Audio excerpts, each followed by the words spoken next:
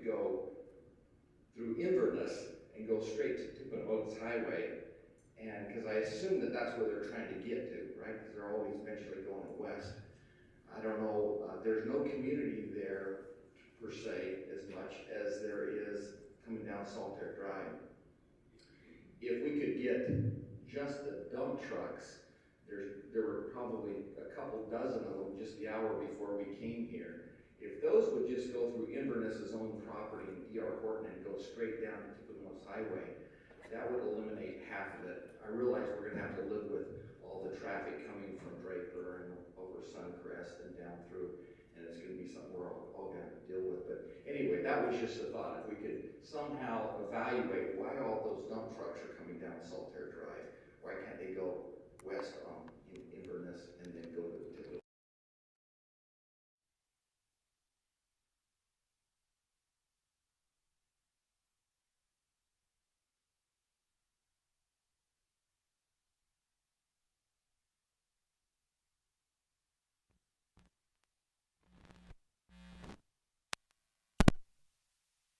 And then west. Hi, welcome. Hi, thank you. I'm not really prepared for this, but I did realize that my neighbor, I didn't know my neighbors color.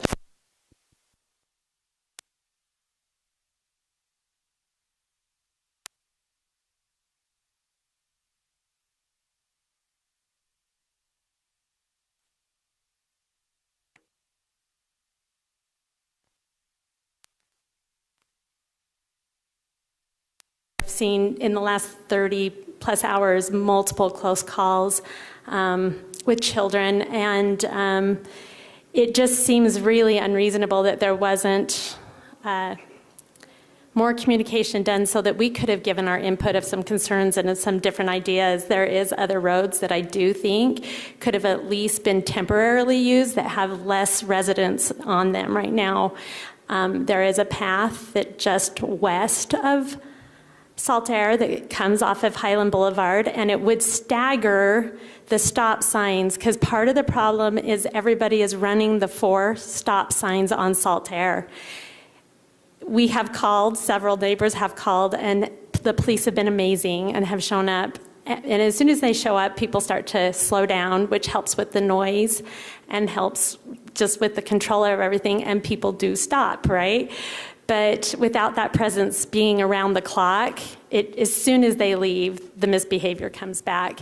It's been like 30-something hours, I think, and it took me forever to get out of my driveway. I have to pull in the opposite lane when there's a break, and then I have to force myself into the lane to get just out of my driveway. I have a teenage driver that this has been a problem, severe problem with him driving, because people are driving so fast at the top of Saltair, meaning the most northern portion. One of my biggest concerns is also, it's been a problem for a long time, but this is again a public works thing, but I just want it noted that there's no stop sign on Turnberry and Saltair. So even 7 o'clock on a normal day, we have people that just run, they come down Turnberry. So people that are trying to avoid the Grant to Saltair are now cutting through Turnberry. So we have 2 flows coming out right at our driveway. And it's just very dangerous. And so I just appreciate all that you're doing to help us try and resolve this, but I would love for consideration to be taken that at least temporarily maybe another route is chosen to stagger those stop signs on 118th. Thank you. And Madam Mayor, she had photographs. Yes. She had photographs of that area. I don't know if you're interested. If you have, the only way we can do photographs is if you email them so they can be part of the record. Oh, yeah, I can do that. Okay, thank you. Yep, Wes, and then Sharon and Scott Myler, and then Susan. Hey, Wes. Hi, Mayor and Council. Everybody, this is Wes Warren. Stephanie. Stephanie, that's W-E-S. Thanks. I just want to comment on the library summer reading kickoff program that happened yesterday. I don't know if any of you guys got to take a look at it. I don't know if I'm here as a resident or as a member of the Highland Library Board, but take your pick. It was amazing. Hopefully someone is able to email you photos. I will. There were 2 face painting booths, there was coloring, there was crafts, there were reptiles in here, and there were probably, I counted, about 220 people just in the chambers. And then it was crazy just out in the foyer the whole time, people coming and going, and I didn't get a chance to enjoy the reptiles very much. My sons did. I was just busy talking to people. They were so excited about the summer reading program, about the library. I was able to talk to a lot of people about just the issue with the property tax increase that's facing the city coming up. And I know it's kind of a biased crowd there, being a library activity, but I didn't talk to anyone that wasn't enthusiastic about paying a little bit more in property taxes for something that benefits the community so much. It was just amazing. Hats off to Karen and her staff. They were just a well-oiled machine. There was enough people there that it could have easily felt chaotic and, just claustrophobic.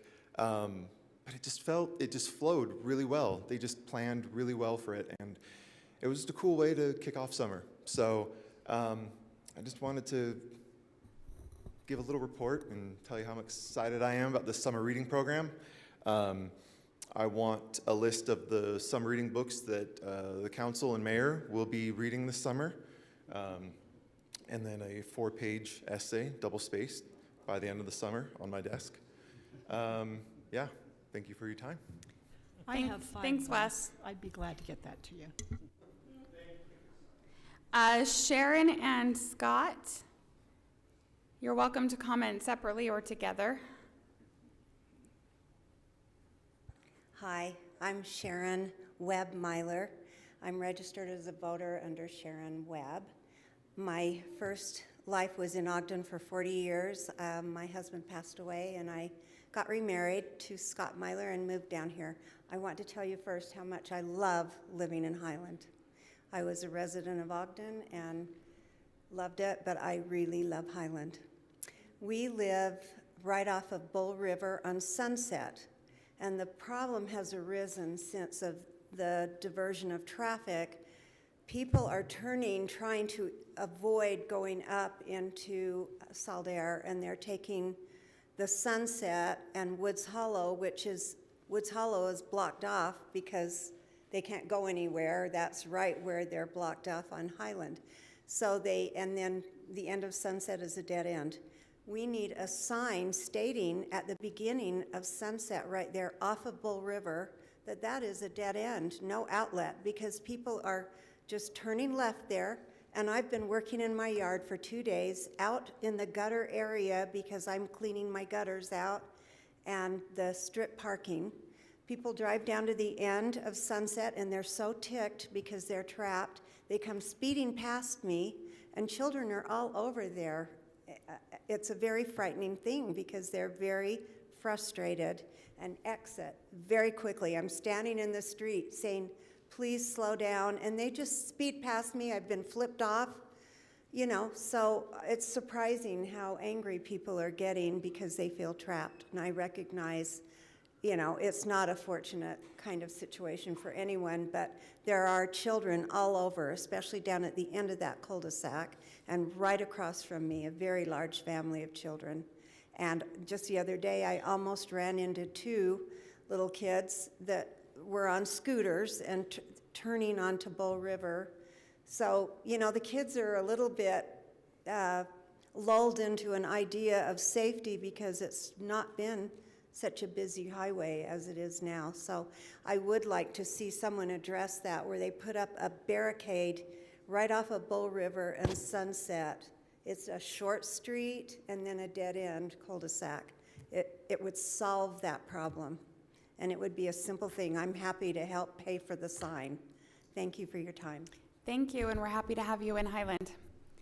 Madam Mayor, might it be possible to add a communication item onto the agenda to discuss this, since it seems to be urgent, and perhaps move it up to right before the action items so that I anybody doesn't have to stay all night? I mean, we could. It seems like it would maybe make more sense to have them talk to our public works staff, since they're the ones who will be making decisions and who probably know it better.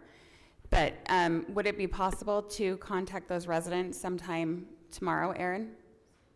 Is that okay, Doug? That's fine. Okay. Hi, welcome. Let us know your name, please. Scott Myler, married to that lovely lady. Thank you for your service. I mean that.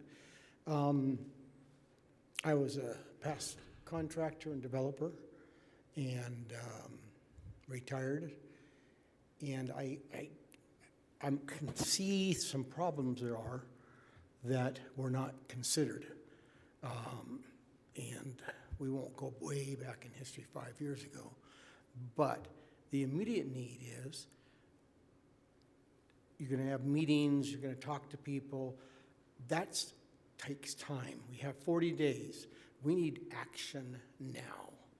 And because otherwise, you're going to give a little child that's going to get injured or worse, because it's almost happened numerous times. And that's my concern, is that while we're busy talking to Public Works and talking to them, and no, I don't like that idea, come up with another idea, we don't have the time. This is a safety issue, an absolute safety issue.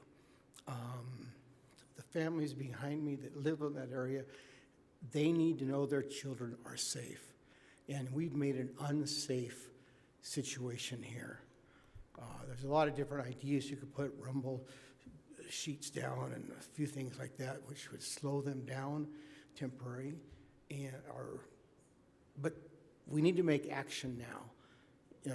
15 days from now, 30 days from now, may be too late. And I don't know how the city council is going to address that when a death happens or serious injury happens because of some poor planning. Or I hate to use that word, poor planning, but you know what I'm trying to express. I'm not pointing fingers. I'm just saying that because of this circumstance, we now know that we have a problem. We need to fix it. And we appreciate talking to the Public Works, but it is something that has to be a hot topic and not wait for the next council meeting where you vote on it, so please help us, do what you can, and let's make those streets safe again. Thank you. Okay. Absolutely appreciate it, and absolutely agree that it's something we need to look at sooner rather than later and before our next council meeting. So we'll have our Public Works Department be in contact with you in the morning, and we'll have ourselves on that communication also so that we can get something going. I think they're the best people to handle it because they know the streets, they know the roads, they know the plan, but I absolutely agree with you that it needs to be handled soon. Madam Mayor, I think a couple of us have questions. We don't take questions during public comment, but I have all of the contact information if you want to email them later. Let's see, we have Susan, Eric, and then Holly.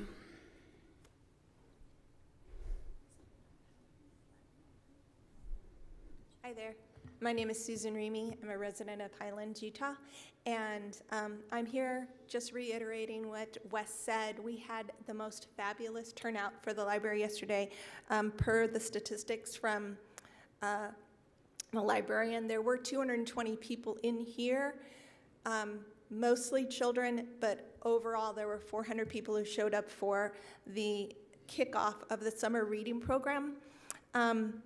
And I know I'm probably preaching to the choir. You guys have shown great support for the library, but I just wanted to, like Wes said, let everybody know that this library is very important to this community. And I want to leave you with a quote from Albert Einstein that says, "The only thing you absolutely have to know is the location of the library." Thank you. Thank you. Eric, then Holly, and then Dustin. Hi, I'm Eric Tolliver, and I live near Highland Boulevard in Bull River. I I just want to make a similar comment to the ones made about the communication. I get lots of texts from the city council, but I never got anything about the road closure, and it'd be nice to include major road, any major road construction in those text messages that we receive. They're very useful, and by having the information ahead of time, why then we could make appropriate plans. We could preempt instead of 2 days after everyone coming, we would be able to work with the city ahead of time. All right, thank you. Thank you. Thanks for coming. We really appreciate all the support from the residents there. It helps us understand better. Hi, I'm Holly Tolliver, and I want to reiterate what my neighbors and my husband has shared with you. First, we want to thank you. We appreciate your time, your focus, and your love of our community. So as far as the communication, as we saw the signs, then we're really looking for, oh, well, what can we find out about this? And you know what? We found out what we needed to know from Alpine City Council's newsletter online. We got the map, we got the dates, we got everything from them, and we weren't able to find anything from Highland. So in the last 2 days, we're hearing from all of these neighbors in our GroupMes and witnessing ourselves.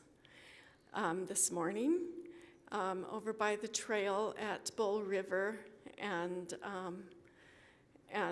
Saltaire, I'm way over here, and here's this boy across the street wanting to cross truck after truck after truck, and I'm not kidding, after truck after truck, car, truck. My friend, who is older than me, probably more fit, but so she's like 68. She runs over to the area. There's no crosswalk there from the one end of the trail across to the other. And this boy's like trying to cross, thinking to cross. She runs over there, a car stops, sees her, stops. She crosses the boy back over. That was scary to me. Another friend, her son is having a birthday today, and she was not able to come. But she tells the story of, on Saltaire, something that could have been horrific. 2 young boys riding down the street and quickly turn onto the street, and there is a semi-truck that almost tramples them. And then the one boy is just so shooken because it came so close. We are so concerned. And we really appreciate that you realize that this needs to be addressed so very soon. We don't even want to think what we don't want. But you guys are great, and we really appreciate you listening to us. We do have some videos that people have shared. We do have pictures, and you can let us know how we can communicate with you. Okay, I appreciate it. Thank you. Let me ask this, and then we'll have the comment from Dustin. Is there somebody here from the neighborhood who would mind being the point person? It's probably easier and for us to contact you quickly if we just have somebody who we can literally we're pointing to. And that would be Christine, correct? Chris. Okay. So I'm going to make sure that Councilmember Rice, I know, had some questions, so I'll make sure everybody has your contact, and then I'll pass this down to Public Works so that they can get in touch with you as well. Okay, Dustin. Do you want to see if anyone wants to write that down? Hello, Dustin Kendall, resident of Highland, live on Saltaire Drive as well. Thanks for hearing out another person as well around this. So I just live at the top of Saltaire, second house on the east side of the road. And I'll just give you like my experience with this, which has been, I saw the big sign out on the road, which was great. I appreciate that that was up for a few days. The sign said June 1st, so I was like, great, okay, one day I can deal with this, that's great. That's all the sign said though, was June 1st. So it was really hard to know. Like, I just found out a few minutes ago that it's going to be 40 days, which is a long time. So I appreciate that that sign was there. However, I feel like it was a bit deceptive, and as others have echoed, has caused lack of trust in this whole situation. So what I see, I work from my front room. I see a constant stream of cars going down the road all day long, nonstop, from about 7 a.m. till 7 p.m. I see big trucks. I'd say probably every third or fourth car is a big truck with loud brakes all day long. Since I'm at the top as well, I see people flying through because they're used to going fast down Highland Boulevard already. They come through Grant and they're flying by. They don't see the turn. They almost miss the turn at times down Saltaire, right? So my neighbor's now got a bunch of cones out in front of his house because there's been a lot of close calls, people trying to make that turn. And then, as has been shared already, I sit at my office with my window open, and I see kids who are used to playing in our neighborhood with these big trucks coming by and these cars flying fast. I agree that, what was said about the police, it's nice, and I appreciate that they're there, but there's still a lot of fast cars, especially when there's a bit of a lull in the other cars. Actually, a lot of the cars coming through, since there's a lot, actually kind of helps slow them down, but it's still a lot of cars. And then I have to put this in for my wife. We have a cat, and we don't let him outside anymore because there's just too many cars. So thank you for your appreciation and time. Thank you. We've got Paul Adams here. Paul, I thought you were going to bring me a souvenir.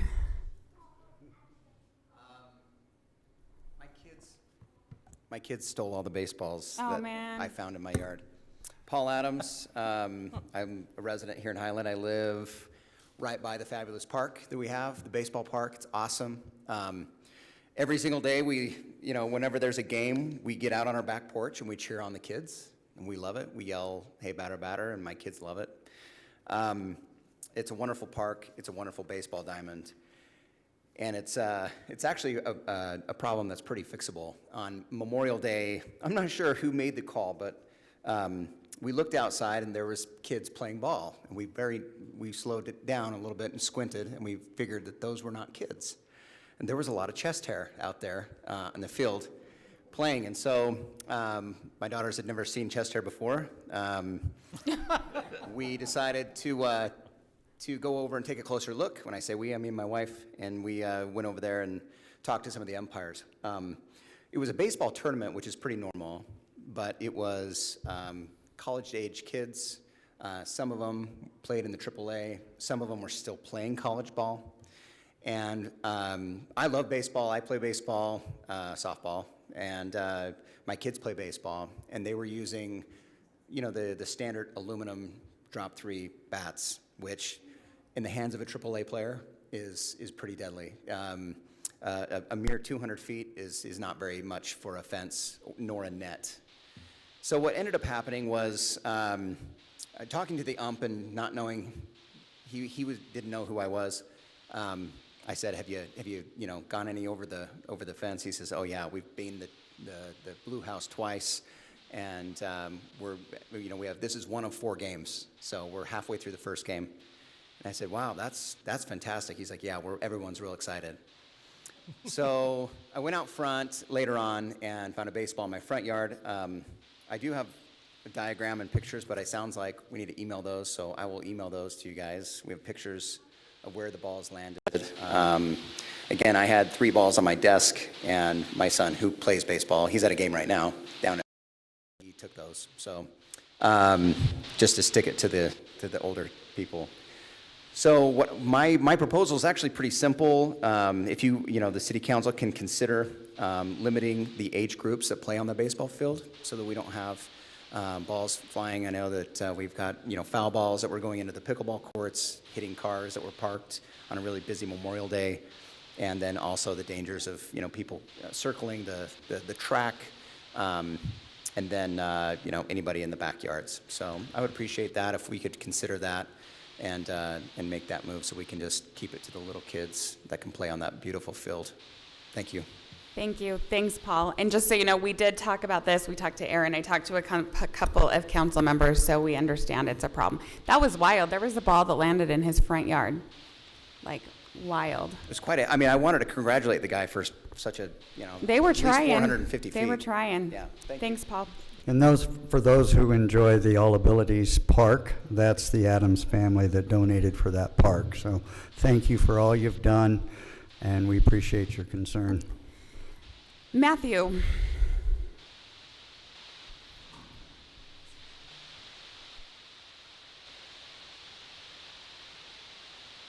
Hi, my name is Matt Niding. I'm a resident of Sky Estates, and first of all, thank you to all of you for your public service. We appreciate it. Matthew, would you mind stating your last name? Sure. Matthew Niding. Thank you. Gneiting. Okay, well, I live in Sky Estates, and I wanted to know regarding the current traffic problems. Was there a traffic study that you guys engaged and reviewed before you set up the business plan that you have? So I'll let staff speak to that when they give you a call tomorrow. They can give you all the information. Okay, because normally, in the case of a development or some big change in a city, a traffic study is initiated. And because this road is a major thoroughfare north to south, it absolutely needed a traffic study to say, we're gonna shut you down for 40 days and we're gonna send your traffic through the neighborhoods. I can tell you as a neighbor right now in that neighborhood, the traffic goes all the way from the main drive, wherever the school's at, all the way up Saltaire. Around the corner, it's a steady stream of traffic. And that's not surprising because that road that we are taking the traffic from is a major road. And so there needed to be more thought and more consideration of how to manage that traffic than sending it through residential neighborhoods with lots of kids. So that's something that I think would be good. The second thing is that when somebody does a real estate development project, you require that that developer sends out notices and publishes things in newspapers and things like that several weeks in advance to notify the public so that there can be a public hearing, people can gather and talk about it. And nothing like that has happened in this particular case. What I've been hearing is that Alpine School District has provided maps and things on their website, but it's just odd that it's Alpine School District and not Highland City that took the ability to do that. So I would just like to throw that out as a consideration. I don't feel like somebody did this purposely, but it is kind of a big mess. And I don't know how to fix it right now. There maybe could have been some other alternatives that could have directed traffic different ways, but 40 days is a long time. So that's what I have. Thank you. Thank you. That is all the comment cards we have. Is there anybody else who would like to comment? No, and thank you all for coming. Just so you know, we all study every decision that we make about roads. We talk to the developers, so we'll be happy to answer those questions. And just know we're doing our best and recognize we're not always perfect, and we are always trying to improve. So we appreciate the feedback because that helps us as well. So thank you for coming, and somebody will be in touch with you tomorrow. You're welcome. The rest of our meetings are going to be really good. You're welcome to stay. Okay, we will move on to presentations, and we've got Mag here to give us an overview today. So this is Lenice Davenport, who is the MPO director. So welcome. Thank you for coming. Thank you so much, Mayor Bills and members of the council. Joining me from MAG is Bob Allen. He's our transportation program manager at MAG, so we're really grateful to be here. Can you put the microphone a little bit closer? Yes. Thank you. Is that better? Yeah, thanks. We just wanted to come and basically introduce or reintroduce ourselves to you all, the council. We work very closely with the mayor at our monthly meetings, but we don't really have an opportunity to connect with the rest of the policy body of the city. So we're excited to be here and share some information with you. Thank you so much for the invitation. we do have a presentation, but we'll just quickly go through that. I did want to make sure that we touched on any particular specific transportation question that you might have. I want to make sure we have enough time to address that if there is a particular transportation question. So if there is one, if you could let us know, and we'll just make sure we try to hit that within our presentation. I have a question about North County Boulevard and the plans for that. All right. Awesome. Thank you, sir. Councilmember Rice, do you have anything you would like specifically to hear about, or questions maybe after? Okay. Councilman Rodella, anything before they start? Councilmember Smith? I'll wait till the presentation. Okay. Okay, great. Councilmember Courtney? No. You're good? Okay, thank you. Okay, thank you. All right, so Whoever brings up the presentation.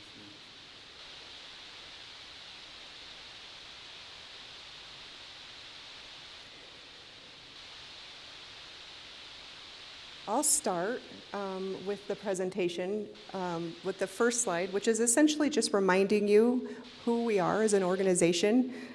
We are the Mountain Land Association of Governments, or MAG. We're a regional organization. Thank you so much. We're a regional organization representing 3 counties, Summit, Utah, and Wasatch counties, and then the communities within those 3 counties. Much like a county who supports or works with cities, we're a regional body that works with all of the cities and counties within that 3-county region. We have a variety of services and resources, but really what's really important for you to know, if you look at what we do, that's really important for you to know. We collaborate regionally, so it's really important that all of the work that we do ensures that we hear from all of the local governments within our region so that we're operating with a regional voice. We connect communities to funding and services, we advocate for local priorities, and we facilitate solutions. We do that within a few different departments. I'm here, I oversee the planning department at MAG. We have a couple other departments at MAG, and we'll kind of get into how we can support you within our department particularly. Thank you. So there was a note by a gentleman running for county commission, and I want to address that. He mentioned that there's the transportation plans aren't coordinated. By law, by Utah code, local governments are responsible for coming up with a transportation element of a general plan. You all develop a transportation element as part of your general plan. We as a region are responsible through federal delegation to come up with a regional transportation plan that represents all of the local transportation plans and then additional projects at that regional level. So our regional transportation plan really does look at regional projects. It's a little bit step between local projects and state projects. So we're responsible, we work with local governments to develop that plan, and we have that federal delegation that gives us the ability, the funding to do that work. In addition to coming up with a regional transportation plan, that's what we call our transportation element, is a regional transportation plan. We administer a transportation improvement program, and all this is essentially, and Bob's gonna unpack this a lot more, but all this is it's a program that funds projects, transportation projects, regional transportation projects. It's a competitive program. We award funding on a 2-year basis, and I'm not going to go into a lot of detail because we'll let Bob do that, but I just wanted you to know that's one of the main functions, developing that long-range transportation plan and administering a program where we provide funding for some transportation projects. We do a few other things like providing resources. We provide technical assistance in the event you have a main street or you want to look at updating your main street for economic development activities, for example. We can fund studies, plans, visions, a variety of different things that can help you all essentially update transportation elements of your plan, land use elements of your plan. It can help you do small scale studies and visions and plans like site plans. So we offer a variety of services and resources. And then if you go to the next slide, This one just reminds you, Mayor Bills sits on our MPO, our Metropolitan Planning Organization Board. This is the policy body that governs that transportation planning work that we do and that TIP work in addition to some of the other work that we do. So we're governed by, in large part, we're governed by all of the local elected officials that make up Utah County, in this case for the MPO. Okay, with that, I think I'll let, do you want to tackle the rest? Sure. So, thank you. As a federally designated organization, there are certainly things that we're required to do. And the two primary things that we're required to do is a regional transportation plan, as was mentioned, and then the TIP. Regional transportation plan, think of that as like your city's general plan. It's looking out into the future saying, this is who we want to be in the future. This is what we need to do to get there. That's what our RTP is. It looks out to 2055, looking at the growth, population growth, employment growth in that time, and identifying what transportation projects, major transportation projects we need between now and then.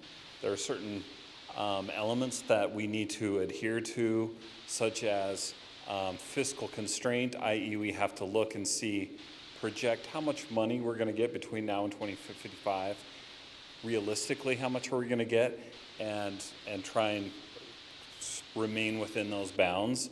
I will say right now we don't have nearly enough money to do everything that we need. That's not a shocker. We also just the final thing I'll point out with this is the building block of our transportation plan is your plans. We start with your land use plans, and we build growth based off of that. And we build our transportation network that goes into the plan based on your transportation plans. And so this is very much with Mayor Bills on there, we're taking your plans and we're building them into the future. That's how we come up with this long-range transportation plan into the future. If you take a look at it on our website, there's so much information there, and you'll see that it's blocked off into 3 10-year phases. So phase 1 is from now until roughly 2035, and then from 2035 to 45, et cetera, et cetera. We're currently updating that plan right now, and Mayor Bills and your staff has been a big part of that process right now. We continue to coordinate. Right now we're at the stage where we have done a bunch of work to meet with communities, and we have a base list of projects, kind of like this is everything that we have to deal with, and now we're just going through the process of saying, okay, what do we need when?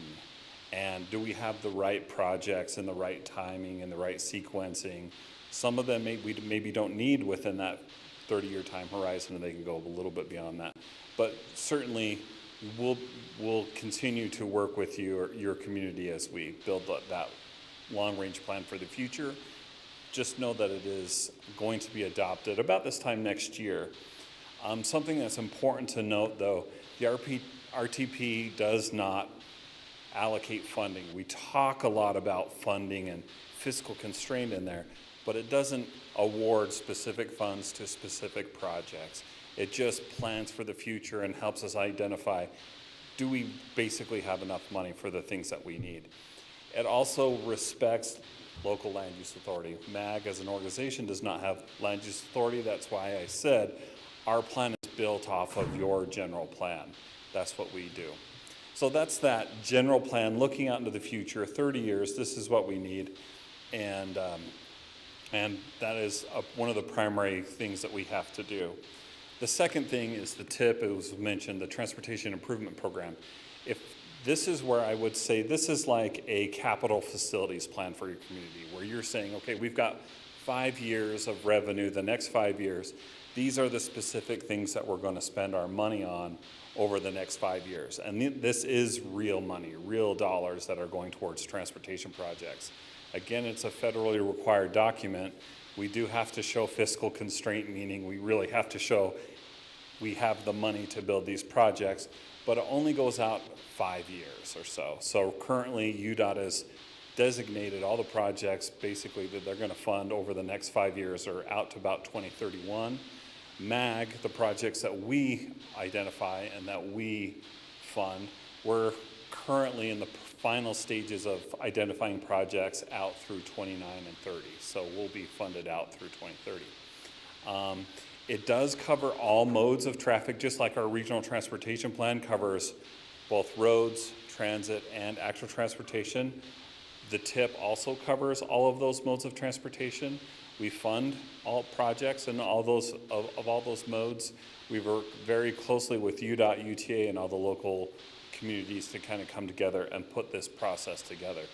So really quickly, the question we get probably the most is, how does an idea or how's a project, a transportation project, come into effect? Well, there on the left side, step one is we find an issue, whether that comes from congestion, maybe there's a safety issue, there's new modes of transportation, new gaps that we need to fill. And we take that problem, we'll say, and we start studying it to look at what are proper solutions to fix that problem. Do they align with our current plans, both land use and transportation on the local and regional level? We gather data to identify, is this the right solution for this problem? We have to make sure that we maintain our air quality standards as we go through that are given to us federally. And we obviously engage the public and our partners in how we develop those projects.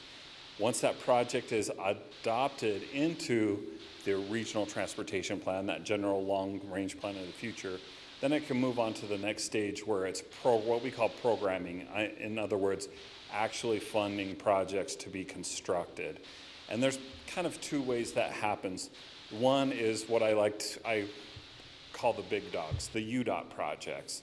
UDOT obviously funds the big projects on like Timpanogos Highway. Any state facilities, I-15, they have their own prioritization process that happens every year. And that's where the funding for those large-scale, very expensive projects get funded. I think often people don't understand the cost of some of these projects. I mean, a new interchange these days is going between $70 to $100 million each. So things have gotten quite expensive. So that's where a lot of the big stuff happens. And the Transportation Commission are the people that make the final decision on what gets funded in that. The regionally selected projects, or MAG selected projects, we have roughly about $60 million per year to put towards projects. We combine 2 years of funding and do it every 2 years.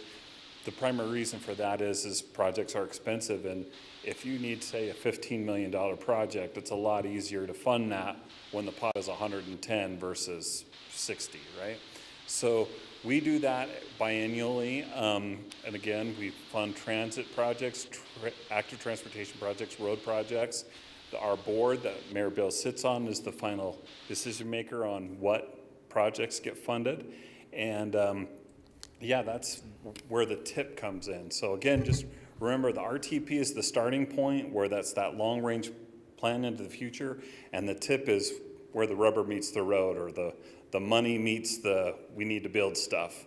And with that, yeah, you want to talk, or is there? Why don't you hit those? So maybe so the question was North County Boulevard, I'm assuming north of? Right. Yes, okay.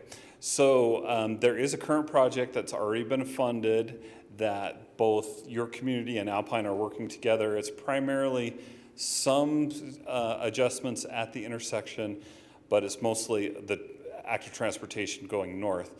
Highland City has a current application into our project selection process right now that has some more modifications to it. It's not the full 5-lane cross-section that's needed, but there is some modifications in there as well. We're almost done, and I will say it's right on the bubble of our funding level, right?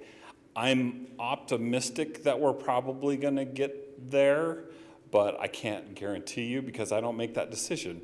But it's as we go through our funding process, and if our board approves the list in the order that it's in right now, basically the next step is we just work our way down until we run out of money.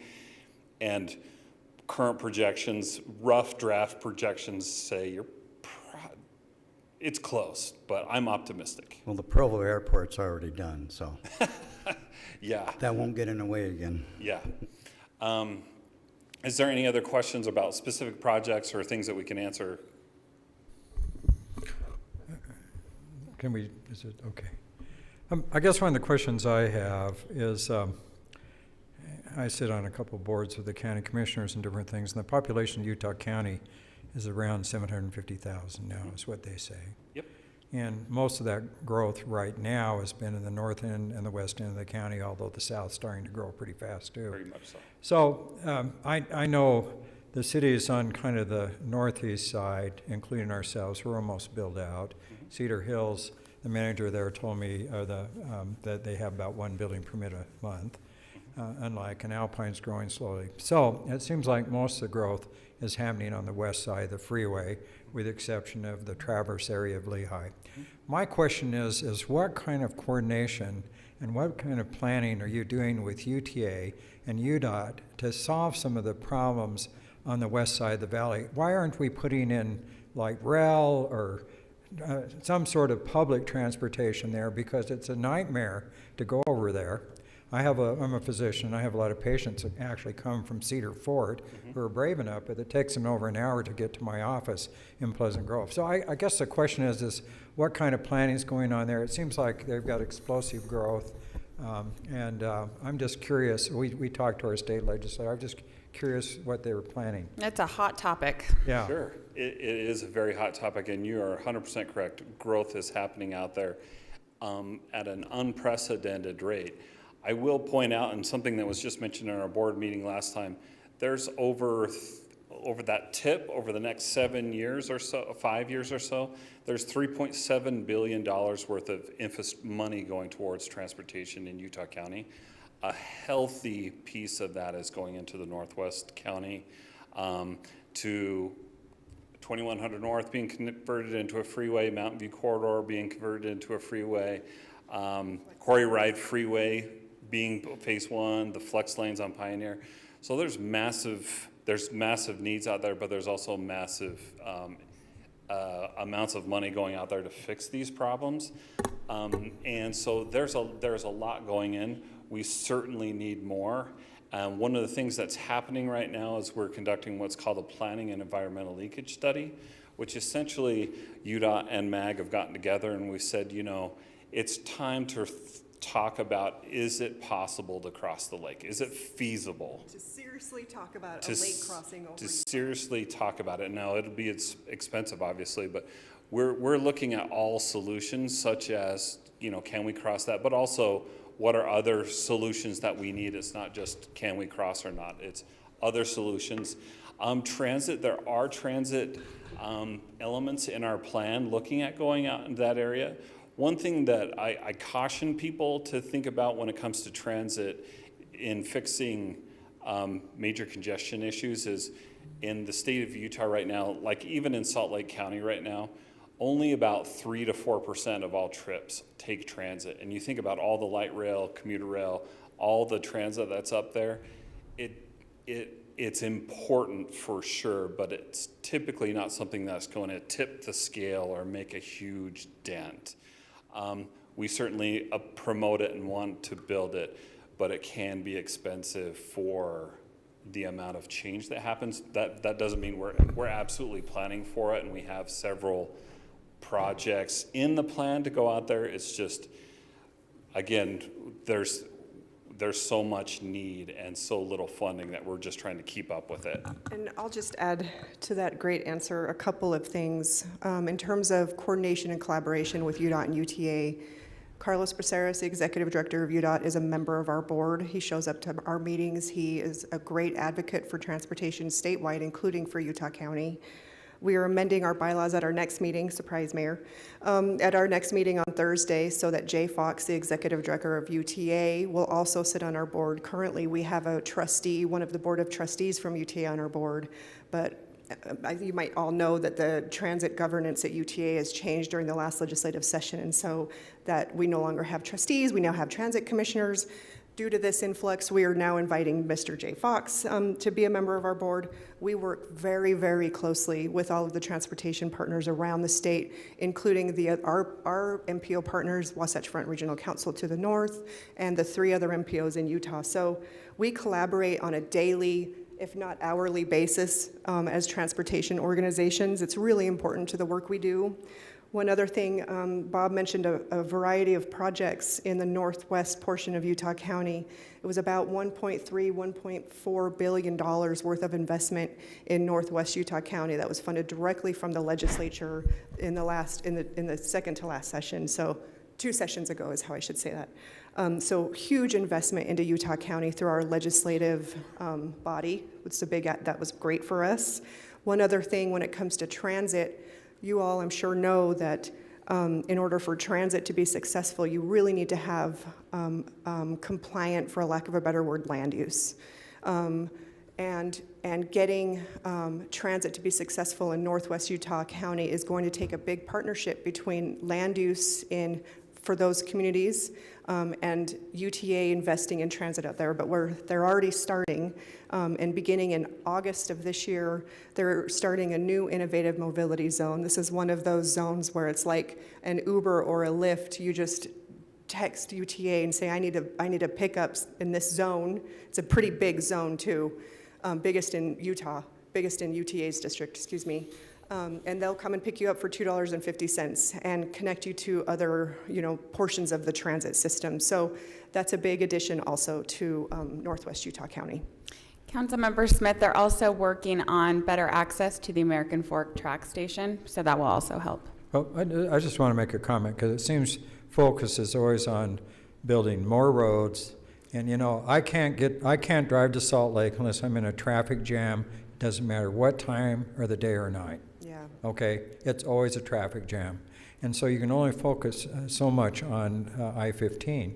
And yet, when we go up to Salt Lake, want to do anything in downtown Salt Lake or want to go to the airport, we take the front runner. Yeah. We drive over to Lehigh and take that. So I'm not sure why there isn't more focus. I know it's expensive. I know only 3 to 4% of people use it. But if we want to get around in this area, we need some more light rail and some other things, because we're getting to the point we won't even drive to Salt Lake. I went up there Thursday afternoon on my day off, and I was in a traffic jam for an hour and a half. Yeah. And I'm not sure why UDOT, and I've got good friends that work at UDOT, why they can't direct the traffic. When there's a fender bender, it blocks traffic for 10 miles. So, building more and more and more and more roads, I know you have to do it, but I don't think we're thinking about other options. No. And because they're expensive and because only 3 to 4% of people use them, but I use them. No, Yeah. Preaching to the choir, Councilman Smith. Yeah. I love to hear that. I resonate with that. We do, as planners, transportation planners, we absolutely recognize that a multimodal system in our state and in our county is absolutely necessary. We are not going to build our way out of congestion with roads alone. That is a mantra of ours, and so we're absolutely doing all that we can to ensure that our infrastructure investment is multimodal: road, transit, and active transportation, so pedestrian and bicycle facilities. But I appreciate, and I 100% agree with that. Thank you. What I've seen over the years on that 3 to 4%, and having seen what happened in San Francisco, where 80% of the people use public transportation, is when you get from point A to point B faster than any other way. When you have that done, and that means no milk routes on the way. You've got to get from one place to another faster, and more people will be using that public transportation if they can do that. And if you're making 15 stops on the way, it's not going to happen. Yeah, and that's why we have different modes of transit, right? So Yes. commuter rail is a very different trip than tracks versus BRT, like UVX, et cetera, versus a regular bus. And very much so, that's why we want to have a variety of transit opportunities. Thank you. Any other questions? Oh, sorry, go. Yeah, I'll just note that moving on in our presentation, let me just go to this one quickly. We've provided a variety of links to all of the resources, or at least a majority of the resources that we offer. And, if you need some nighttime reading, can't sleep, take a look. I joke because it's our baby, but for you it might be nighttime reading. But take a look at the regional transportation plan. Take a look at that, and then you can see what we've got planned between now and the year 2050, our current RTP for transit, for what the transit system will look like, what our road system will look like, what our active transportation system will look like between now and 2050. Understanding that there's some financial constraints, but you can at least see what we've got planned. And it absolutely considers all three modes of transportation. And then I invite you to please take a look, if you want to look to see what the statewide transportation plan looks like, Utah's Unified Transportation Plan, that's your link for that. There's a variety of other resources here that I invite you to take a peek at. And just going back to this one really quick, these are all of the different services, the different ways that we can work with you, assist you, provide funding for you, work with your teams. So if any of these resonate with you, if anything looks interested that you have a need on, please reach out anytime. We'd love to talk more about that. And then in terms of, these are just in case you want to know, this is just who's here to help. I talked about transportation partners, UDOT, UTA, a variety of other folks, all of the MAG staff. What we need from you is are listed here. I'm not going to go through that because we, I think, are short on time. Here's all of our contact information. So please reach out. This is all of our emails and cell phone numbers more often than not. So we look forward to hearing from you if you have any additional questions for us. Perfect. And shout out to MAG's website. They've got excellent analytics and things there that are super interesting. All of the data projections, employment projections, it's magutah.org. .gov. But you basically had it, magutah.gov. Yep. Yeah. I'm on the website and it's .org. Can Oh, I really? make one more comment? Well then, it should, yeah, magutah.gov is what it should be. If that link doesn't work. I think at one point it worked. If you did .org, it still will get you there, but Yeah. it should be .gov. Fair. Councilmember Smith, did you have a question? Yeah, I just had one more comment. Please. Okay. Just because I go up to Salt Lake County, and I think if I-15 is blocked up, which it oftentimes does, have you folks driven alternate routes? I mean, you've got the Mountain View now. Redwood Road is always jammed. But another route is to go up Highland Boulevard, and we heard a lot about that from our people today. But if you go up across Traverse Ridge, it's a nice way to get to Salt Lake until you hit the top of Traverse Ridge. Have you driven there? Yes. When there's a block, there's a mile long or couple mile long block at a four-way stop. Yep. Have anybody ever worked with Draper City and said, why don't you fix this? Because that's an alternate route when your freeway's blocked up, but it doesn't make any sense to go up there and sit for 5 miles at a four-way stop. Yeah. So I don't know why they put a light there. Yeah. Oh, Do you know what let I'm me- talking about? Yes, It's absolutely. right at the top of the mountain. Absolutely. There's a little, Yeah. there used to be a cafe up there too, at the Yeah, top of the mountain yeah. or whatever. I'll just quickly add, and then I'll let Bob answer directly that question. Mayor, Draper Mayor. Troy. Troy Walker, thank Yeah, you. yeah. Mayor Walker is also, believe it or not, there's a portion of Draper City that's in Utah County. Right. So Mayor Walker is a member of our, he's also a member of our MPO board. And so we do have some coordination with Draper City. And then I don't know if, Bob, do you know if there is a project for that area? No, That would be one of those to look at on the RTP. Because there's a 4-lane road that goes to a 4-way stop. And if they just fix that, it would make a big alternate. And it's a little fix. Yeah. I think that technically, technically that's not in Utah County, so that would be Wasatch Front Regional Council, but we certainly can express the issue with them and see if there's something they want to do. But you kind of highlighted something I think is important for us all to understand in Utah County. We're going to be the size of Salt Lake County by 2055. And you think of all the freeways that they have and there's still congestion and transit. We're headed that direction, but we also have a lake in the middle, and we have a mountain range kind of in the middle, and a river, and we've got lots of challenges that make it even more. We're raising the difficulty level in Utah County, but we're certainly on top of it, and we have a plan for it. It's just, can we fund it and build it? But you don't have a gondola to worry about. No, we do not. Thank you. Thanks for that. Unless you want to recommend that for the crossing over Utah Lake. If you want to submit that as a project next time. I'll go we for the can talk. gondola. Councilmember Courtney, do you have any questions? No questions, just note that on one of the slides, I noticed the funding for preservation of corridors, and I think that's something that we probably want to be interested in and take a look at, because for me at any rate, one of the reasons why I voted against extending out that 4,800, the north part of North County, to 5 lanes was because we weren't going to need it until 2050 based on the data, and I wasn't going to take 37 people's property for something that we're not going to need for 25 or 30 years. But if we could start collecting up property as people are willing to, that would be a really good thing. That corridor preservation program is competitive, and they're talking about raising that money comes from car registration. That's right. See, I pay attention. Totally do. You pay a $10 fee? Yeah, $10 so they're talking registration about fee. raising that fee so that they can, because that's where all the money comes from. And they talked the other day about making sure that that money is equally spread amongst the cities.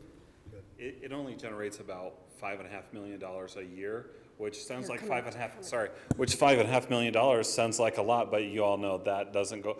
I mean, a typical project or property we purchase is probably about $700,000 to $800,000, and so that money gets snapped up pretty quick. I'll just note that up until this year, just recently, it was first come, first serve. So any entity, city that applied for that funding, usually just got it. Because of the competition, we've had to create criteria ranking system, which we're just now starting to do. So we have yet to fund actually a project with that new criteria. Correct. So please, though, my ask of you is, if you do have any corridors that you want to preserve, please, please, please apply for that program. Repeatedly, if you don't get it the first time, just continue to apply, because that money is meant for you, for sure. Yeah, reach out, as always, reach out to us and we'll coordinate what's the best way to get things that you want done. That's a great point. Actually, one quick question. Could we get that deck mailed out to us so we have access to those links? All right, thanks. Councilmember Campbell, do you have any other questions? Just a deep level of appreciation for the time you've spent, and it's been informative, and I really appreciate the work you do.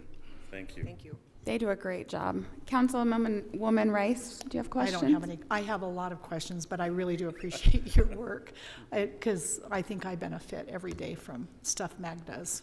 Thank you. We call it the Costco Road, but thank you very much. Councilwoman Rodella? Dr. Smith, anything else? No, I've said enough. Oh, we can always want to hear. You always have such good questions. We're good with it. Thank you so much for taking the time. It was really helpful. Lots of great information. Also, shout out to Aging Services. I've learned how much you do there. Really amazing stuff there. So thank you. I'll pass that on. Thank you. Thank you for your Thank time. you very much. Thank you. Aaron. Chased everybody out. It happens usually. And they were transportation issues. Right, they were. It is now a very small audience, Mayor and Council, more used to, I guess, what we are normally. And Jay, will you advance a slide or so for me? Okay. So Mayor and Council, wanted to take a minute to introduce you to one of our new employees. So Pete Carolia is our new, so we have a full-time sexton, Joe Webb in the cemetery, but we actually have 2 part-time positions as well. And it took us a minute to get someone hired there, but we did get Pete in time for Memorial Day and everything. And then we're working on hiring a second part-time person as well. So you'll see Pete and Joe out and about on the grounds in the cemetery, and I just wanted to let you know about that new hire. Thank you. All right, on to our consent items. Is there any discussion on any of these items? Discussion, or if there's not any, we can also take a motion. I'll make a motion. You ready for it? Yes, go ahead. I move the City Council approve the consent agenda. I'll second it. That's a motion by Councilwoman Rice and a second by Councilmember Campbell.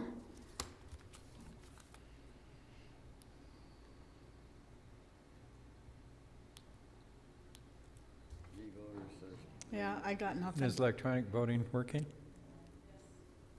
It should be working. If it's not, we can go ahead and just vote on this one. Let's start with Councilmember Rice. Yes. Okay, Councilmember Campbell. Yes. Councilmember Courtney. Yes. Councilmember Smith. Yes. Councilman Rodella. Yes. All right, and that passes, and we will move along to Action item A. So we've got 4 public hearings now in a row. So what we'll do is go ahead and have the staff presentation. We will take public comment, which I'm guessing will be few, and then we can have some council discussion. So, Rob.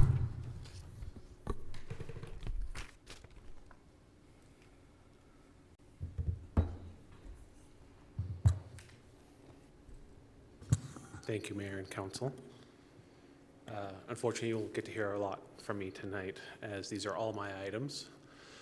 This first one is the item that was continued about a month ago regarding making an exception for setbacks for certain covered patios and decks. So, by way of background, all decks, covered and uncovered, and covered patios, unless cantilevered, that are attached to a home are subject to the home setbacks. Basically, you attach it to the house, we count it as part of the house. This has caused, from my experience in talking with residents, most of the calls from open space neighborhoods, they struggle to fit a deck or covered patio onto their lot, just because their lots are smaller and their home takes up much more of the buildable area of the lot. So there's a minor exception for cantilevered covered patios, but it doesn't really work for most people. So the proposal, we brought this to the council as kind of a general idea a couple months ago. The council indicated support for the concept, went to the Planning Commission, and they held a public hearing and considered options. And I'm going to walk through what they recommended, which is to treat decks, covered or uncovered, and covered patios as accessory buildings. So that means they'd be counted towards the 5 or 7% lot coverage limit, and they'd be subject to the setbacks, so generally 10 feet from side and rear property lines, if they meet certain conditions. The 2 primary ones that was kind of the focus of the discussion was how high these could be and how open should they be. So the Planning Commission recommended allowing this exception, but only if the deck or patio didn't extend above the main floor. And in the packet, and a little bit earlier this week, or I guess last week, I sent out kind of different examples trying to illustrate that. My graphical design skills are not very good, so hopefully those drawings helped a little bit. They were very helpful. And then the second thing they recommended was, I proposed different options for how to keep the decks open. My thought was in drafting this, if we allow a covered deck or a patio to be fully enclosed, it just is part of the house, it's just an addition. So there should be some requirement for it to be open.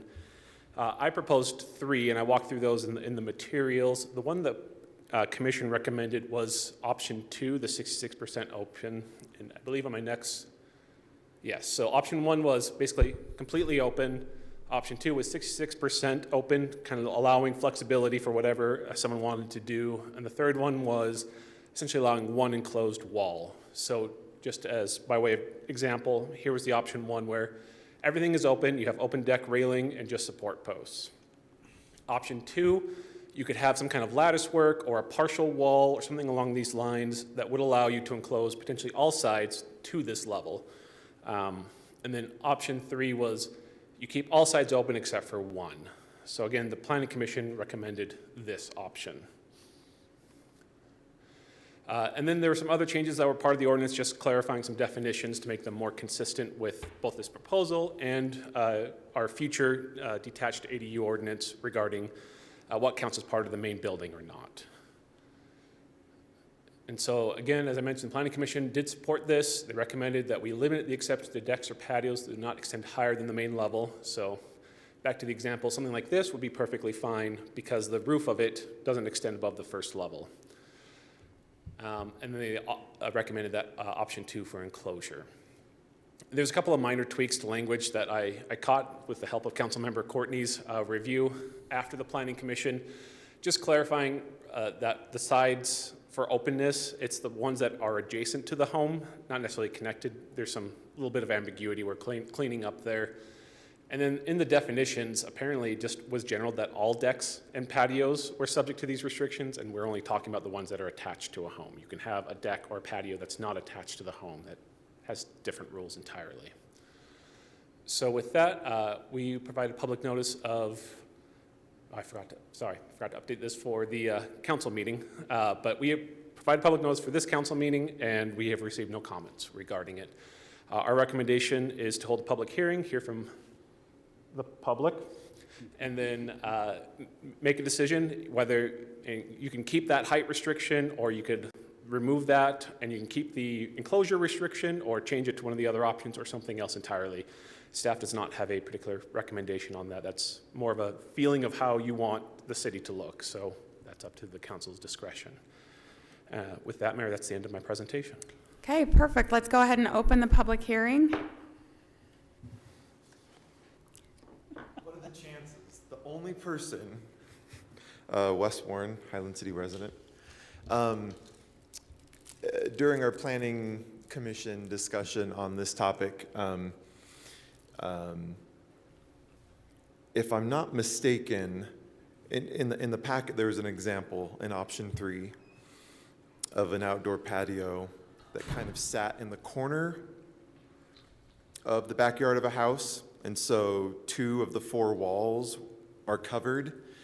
And Rob can correct me if I'm wrong, I thought that we discussed that as an exception since they are part of the house. It isn't a wall that's being built, so the bottom picture in option 3 would still not be allowed? I'm like asking for a move. At least I can only speak of myself as a planning commissioner, but that wasn't quite my intention in choosing option 2, is to prevent, if someone's building a patio and their house naturally is making this L shape because of a garage or something, that they couldn't build it in that little alcove because there are 2 walls there, when option 2 stipulates only 66% can be walled. So I just wanted to throw that out there. I just barely caught that and saw that during Rob's presentation, and I probably wouldn't have voted for option 2 were that to remain a stipulation. But anyway, I'll sit down. Thanks. Thank you. Thanks, Wes. Anybody else? Seems like no, so we can close the public hearing, and then let's see if we have it. Let's kind of see where we're at and start with Councilmember Rice. Do you have any comments or questions for Mr. Patterson? So Rob, we're going to go to this again. So decks and patios are attached, but pergolas aren't necessarily attached to the house. They are attached to the deck, attached to the house. Now maybe I'm splitting hairs, which is fine, but we just need to clarify that, because we've got one instance with a pergola, okay, which I think this covers. Yes, so maybe I'll explain. So under building code, if your deck is under 30 inches off of grade, you don't need a building permit. So if you built a deck out that's 2 feet above grade, just off the back of your house, and then you stuck a pergola on it, all we would care about is the pergola and whether that requires a building permit, and that would only require it if it's over 200 square feet. So it's possible someone could build a pretty big deck, as long as they kept it under 30 inches off of the ground, with, some level of coverings if each of those pergolas were under 200 square feet. Now, if the deck is higher off the ground, you do need a building permit. You would then consider it attached, and that would include any structure on top of it. So in other words, some of the decks and pergolas that have an open basement, right, the patio's on the first floor, and it's not a second floor because it's actually a rambler, but the deck is off the rambler, but you have this drop down or stairs that come down, if you can picture what I'm thinking. Yes, I can. Right. That pergola is still going to be the height of the house. And this does not apply to me. I'm not talking about me. I'm talking about at least 5 people I know. That pergola is not going to be higher, but it's still only connected to the deck. So the way this exception would work, and I would say, by and large, if you can fit a deck into your home setbacks, you can build whatever you want off of your house. However, whether it's an addition or a deck with structures on it, this is only if you're trying to fit it within the setback exception for this. And so the way the Planning Commission recommended it, as I understood their recommendation, was they didn't care if the if it dropped below the house on the backside. They cared about the deck going higher onto the second floor. So if you kept it at the main level of a rambler, but it slopes down off the back and you have a walkout basement or something, they were fine with that, and that's how the code is written, or at least how the proposed ordinance is written, is we'd still count that as attached to the building, and we'd look at, these accessory structure rules, but that height doesn't really matter in the sense of as long as all of the deck and whatever's attached to it stays under the main level or the top of the main level, it's fine, even if it goes much further down because it slopes off the back. Does that answer the question? I'll catch you later on the other one, but, so the gentleman that we have in question on this that we visited, Doug and I visited,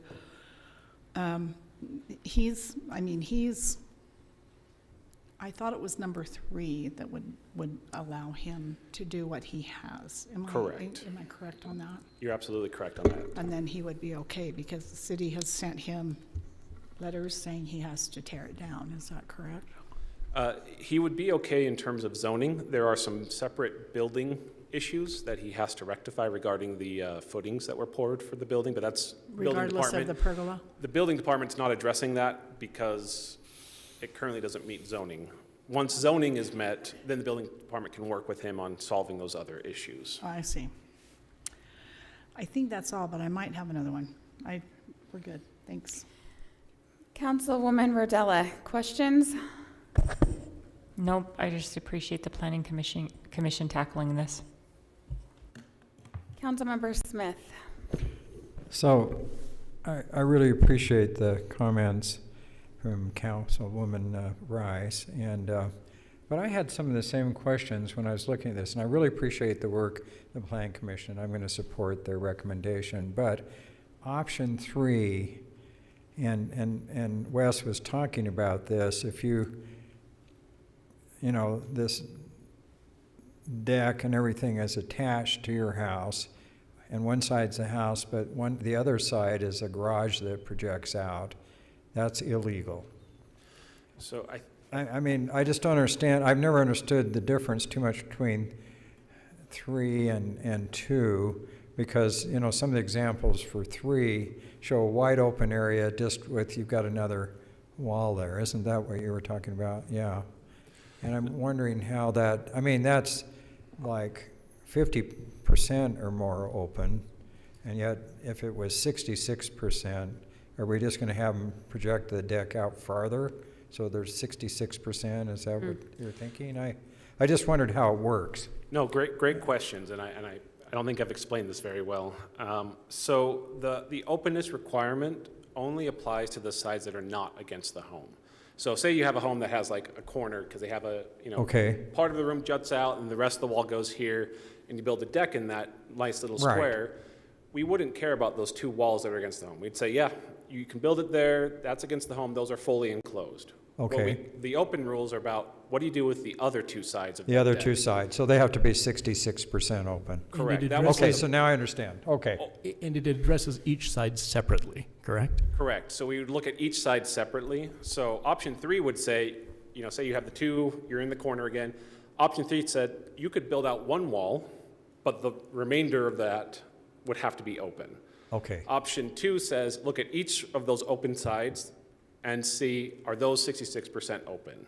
Okay, very good. I understand better. Okay. That was my confusion. Other questions? Nope. Councilmember Courtney. One question about the height piece. That it just occurred to me that the example, photo example is a 2-story home, but if it is a 1-story home with, say, a vaulted ceiling, could something that extends up to the roof line count as a not higher than 1 story? That is a wonderful question.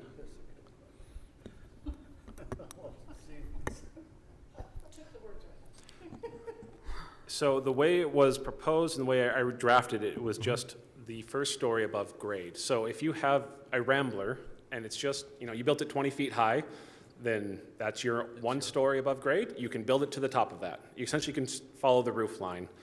It would still be subject to the accessory building height limit of 25 feet, but if you have a Rambler, you're probably about 25 feet anyway. So theoretically, if you have vaulted ceiling, great, you can have a very high deck. But if you have a 2-story building, you're limited to the 10, 12 feet that a main floor might be, or maybe more if you built a very tall first floor.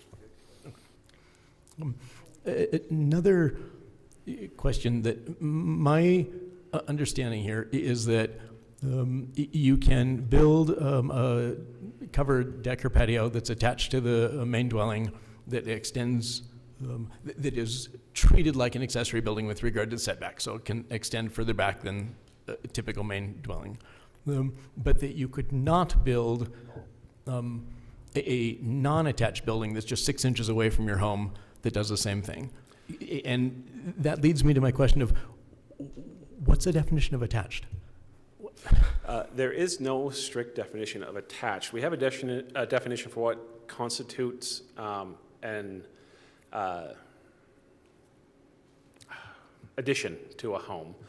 And in that addition, which is part of this ordinance, because it's getting updated a little bit, talks about connecting roof line, foundation, 4 connecting walls, and uninhibited interior access. In fact, we have a pending variance request right now because someone wants to build onto the side of their home without connecting it interior. It's just a little room they're building off to the side, and it's actually structurally they're going to rebar into it, but they're not building interior access. It's only accessible from the outside, and that doesn't technically meet the requirements of our code. That's an accessory building that has to be 6 feet away from the home.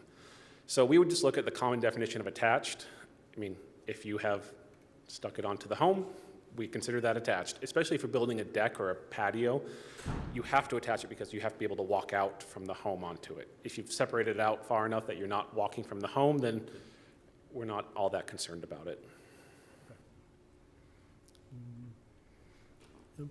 Those are the only questions that I have with regard to options for enclosure or openness of the sides.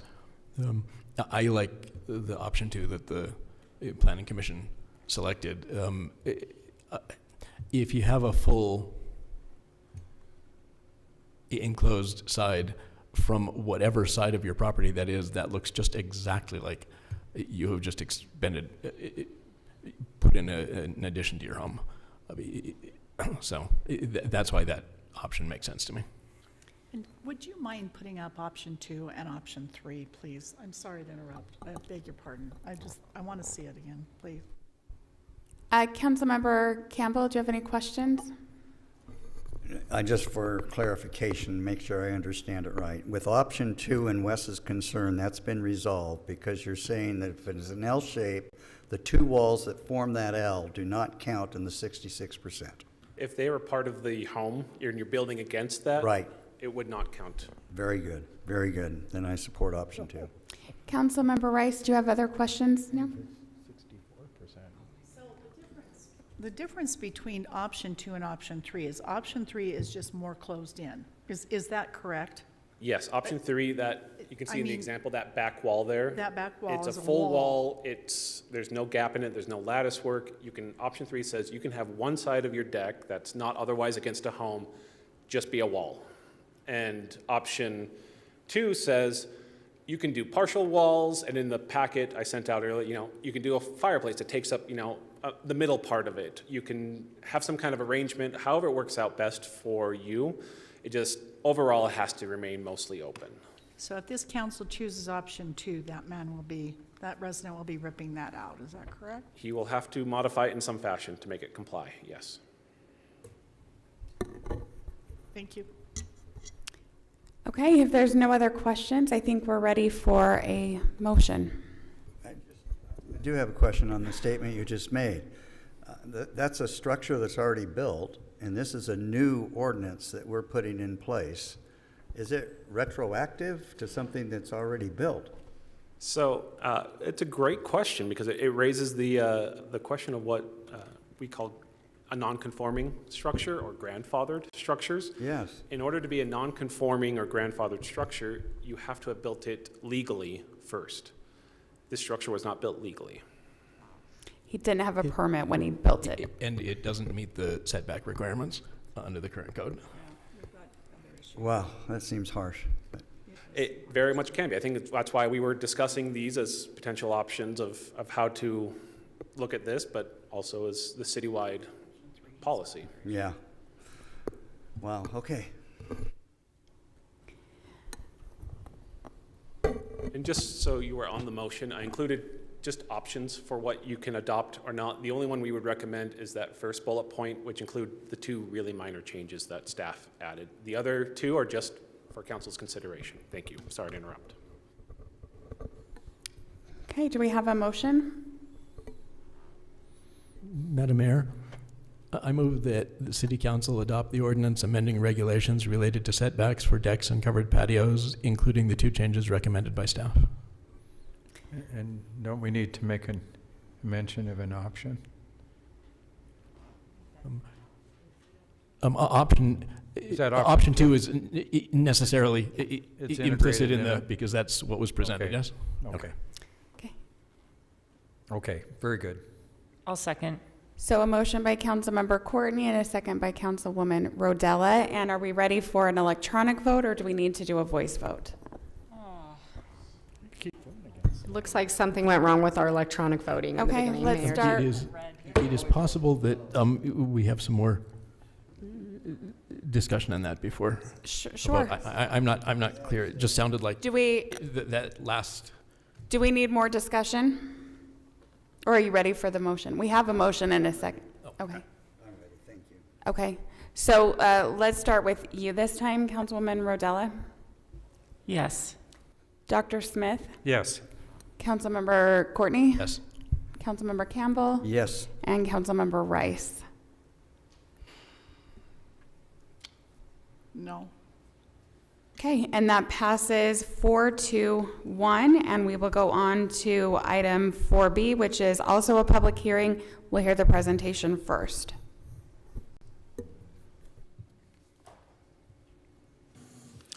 Thank you, Mayor and Council. This is a proposal from our good friends M&G or Midtown National Group or a variety of subsidiary companies regarding the Highland Mains project. This is, obviously, the Highland Mains project. They are about finishing up the middle 4 buildings. Just so you know, we had the Planning Commission looked at the office building in the northeast corner. They approved the architecture. They were very excited about it. Highland Mains, the rest of them, they're trying to finish out their signage for the project, and they submitted a package. I said they didn't quite meet what there was in the development. Asked to amend their development agreement. This is a legislative item, so we are following the normal public hearing and process, and you're welcome to approve, deny, or put any conditions on it you feel are appropriate for this, as this is legislative. In their project, most of their signage is regulated either by their development agreement, which was first entered into 2007, amended in 2022, or if they don't meet any of those, by the CR zone. They're asking to change this, and I'll walk through all the different signs one by one, both what is currently allowed, what they've asked for, and what the Planning Commission recommended, because it's not all the same. So the majority of the changes are somewhat minor. There's some little bit changes to location and number of some of the smaller signs. The biggest change, I would say, is the change to the tall sign, the commercial center freestanding sign. And some of you are on the council. Back in 2022, they came in and asked for a code change to go up to, their initial proposal was 40 feet high. Then they revised it down to 25 and 20, and the council ultimately approved it at 25 feet. They're asking essentially again to change that. Rather than doing a 25-foot sign, they want to do 2 15-foot signs on SR 92. Our current code allows them one of those tall signs per highway frontage, so they'll have one on Alpine Highway and one on SR 92. They would like to have 2 on SR 92. So On Alpine Highway? and still 1 on Alpine Highway. So they're increasing the total number of those big signs by 1. So here was their original development agreement.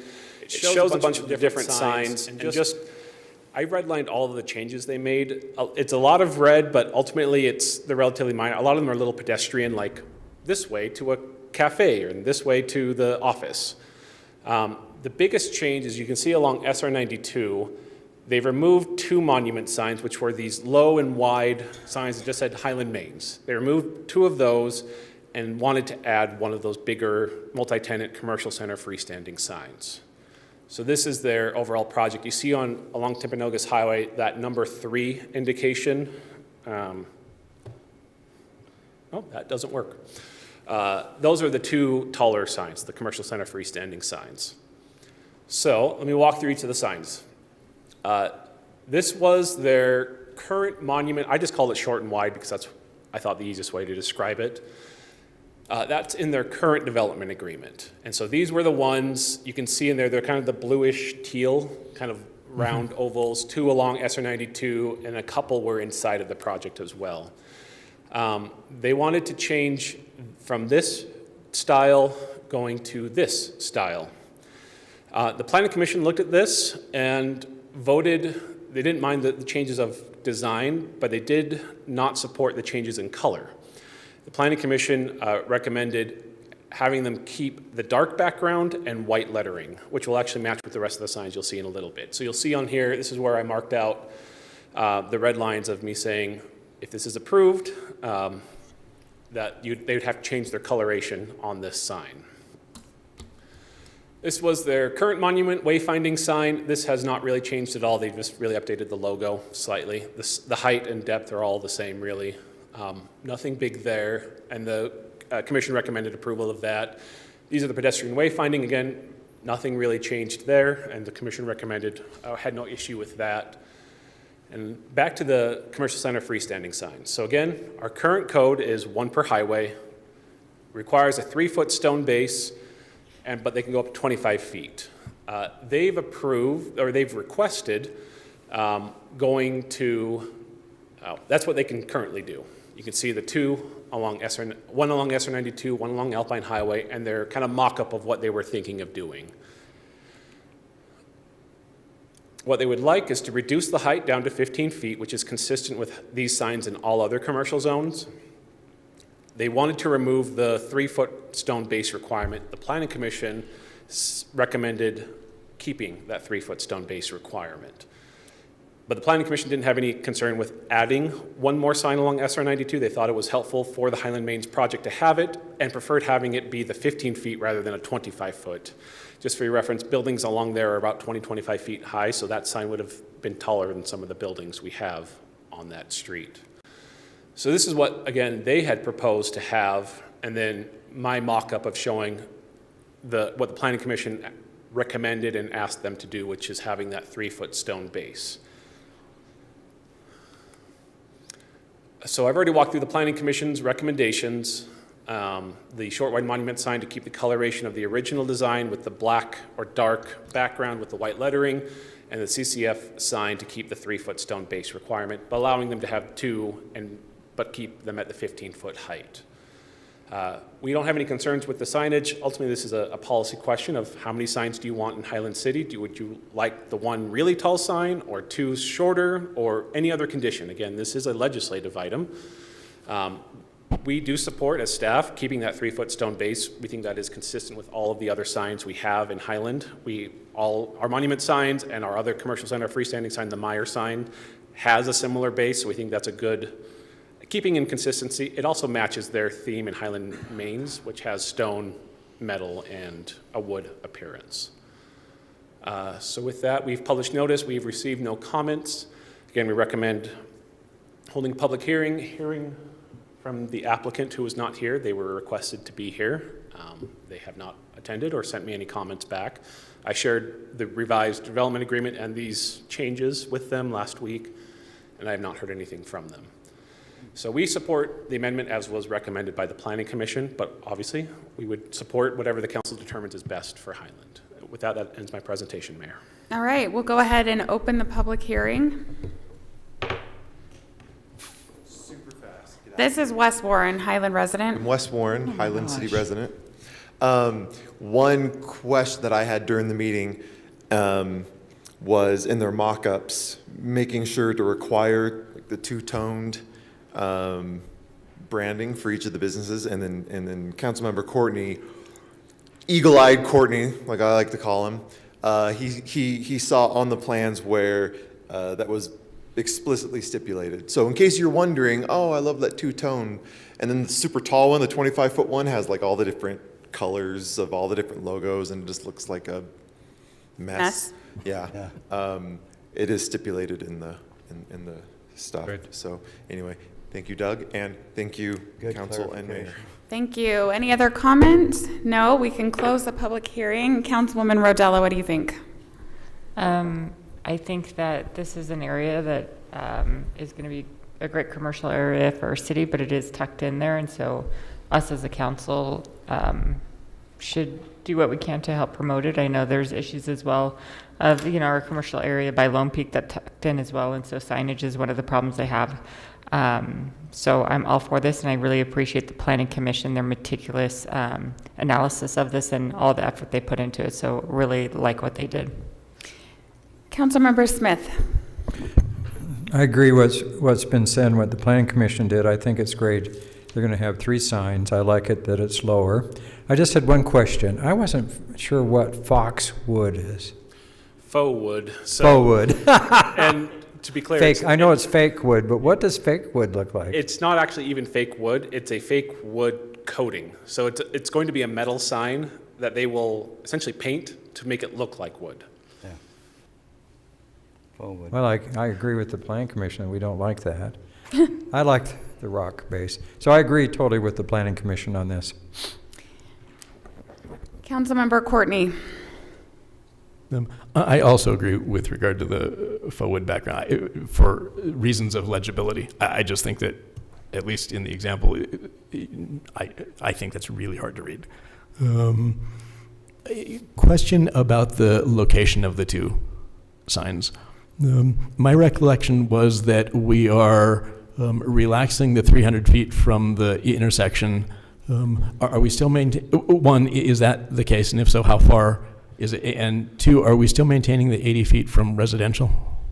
On both of those, yes. I remember running the numbers on them. I will double check. But because going west, you have Quick Quack and then the residence professional, the dentist's office there. So we're pretty far away from them. The sign is, we also have a similar setback. They have another pad that's on the southwest corner. So we have the 4 middle buildings going, and then there's a pad there for a future building that has to be 100 feet away from the neighboring residential property. Gotcha. So the sign is further east than that. So that'll be maintained there.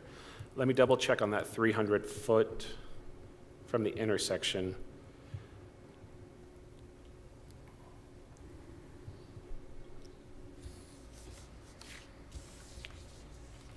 I believe it would still be more than 300 feet. Okay, perfect. There's a setback from monument signs that's in the code that may or may not meet, but it's still a distance away. They've accounted It for puts all it of at those. least in the ballpark of. Okay. Yes.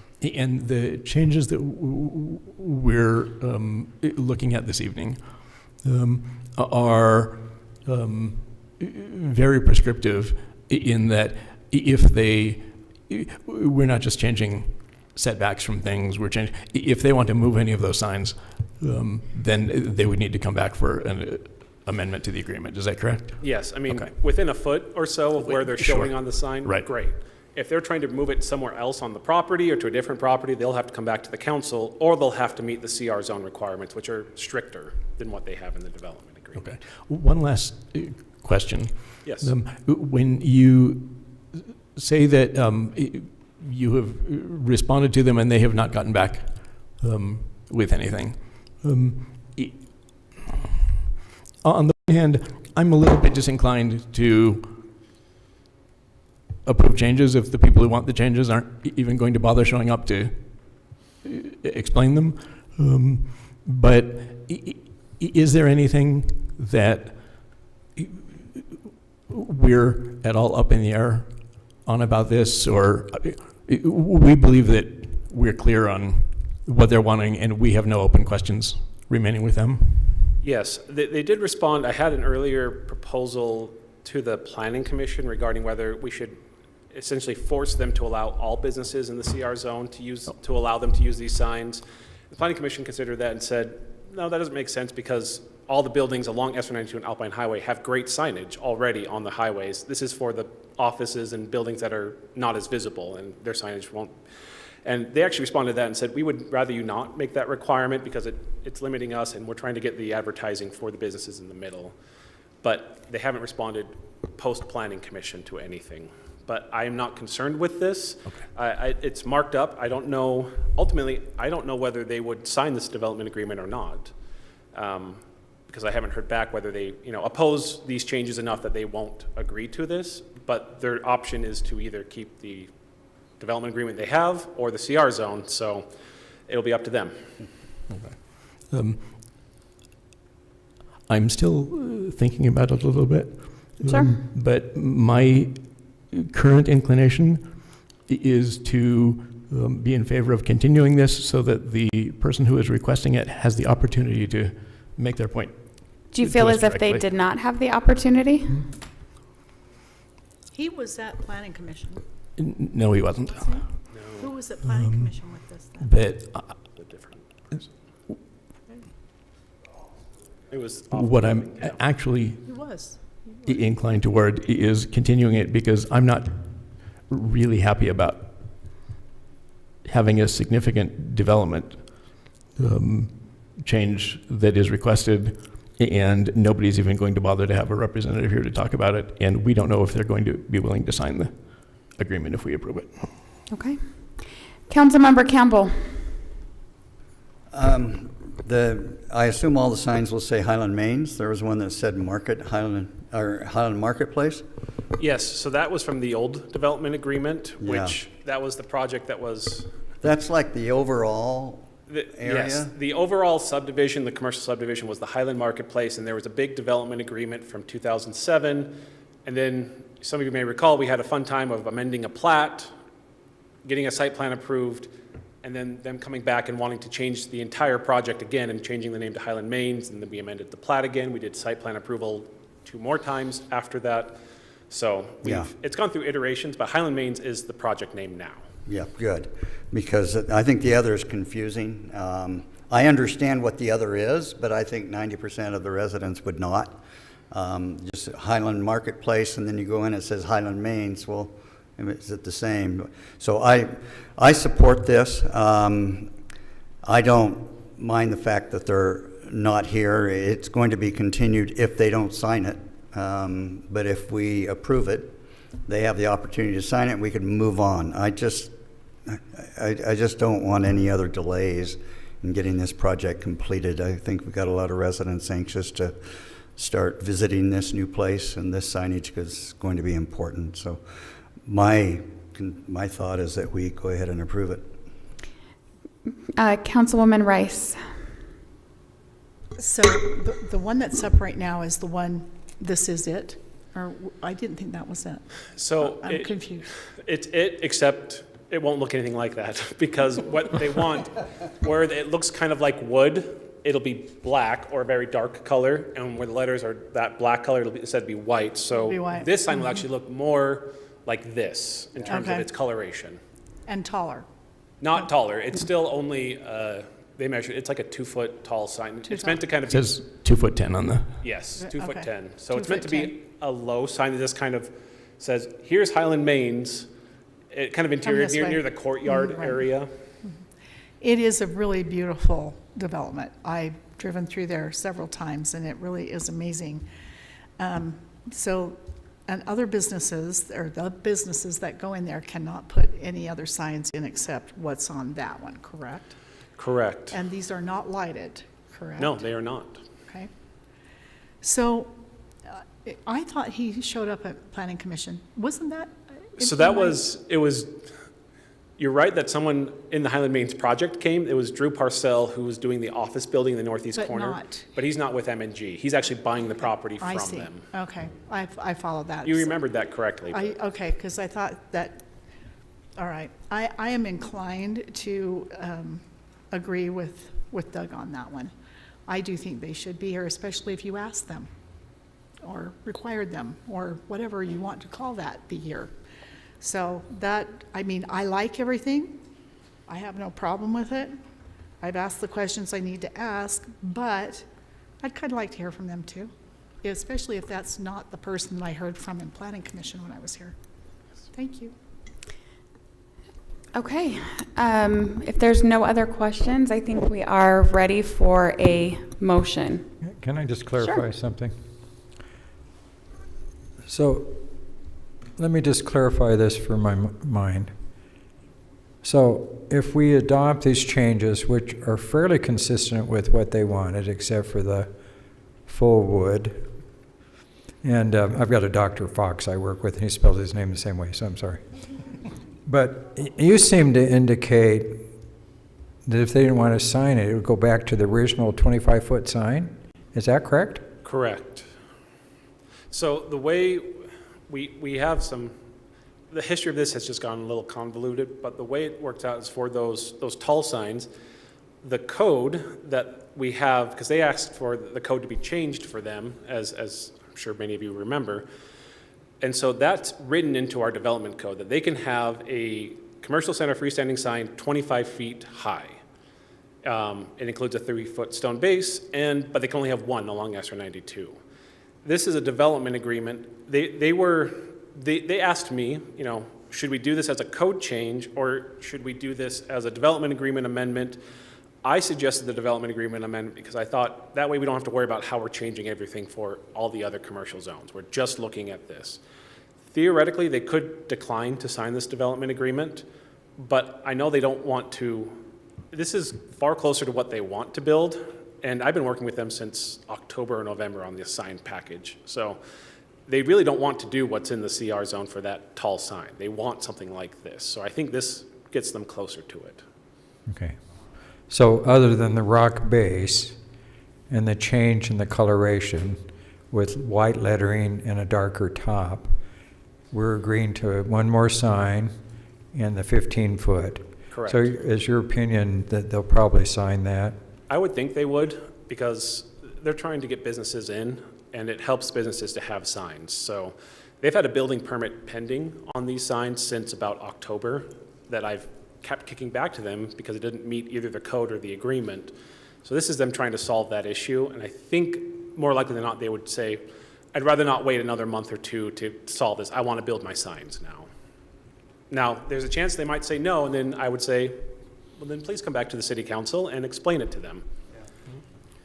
So and I agree with the consternation of council members Rice and Courtney. It just seems odd if they want this and they want to get it moving on and they've been waiting months already, why they wouldn't come to any of the meetings on it. It just seems odd to me. I don't know. Yeah, I mean, I support this basically, but if we're passing something that they're just going to not do, I just was kind of curious. Madam Mayor? Yes, sir. I move to continue this item for 2 weeks and have it appear on the consent agenda. I second. Oh, no, actually remove the consent agenda part because they won't have a chance to speak if it's there. I move to continue this for 2 weeks. I second. Right, motion by Councilmember Courtney and a second by Councilmember Rice, and we'll go ahead and start with you, Councilmember Smith. Yes. Councilmember Courtney? Yes. Councilmember Campbell? No. Councilmember Rice? Yes. No. And that passes 3-2, so we will see them in 2 weeks. All right, on to item 4C, which is the process for approving new businesses. So we'll hear the presentation. Can I ask just one quick question, Mayor? Sure. So we've continued this for 2 weeks.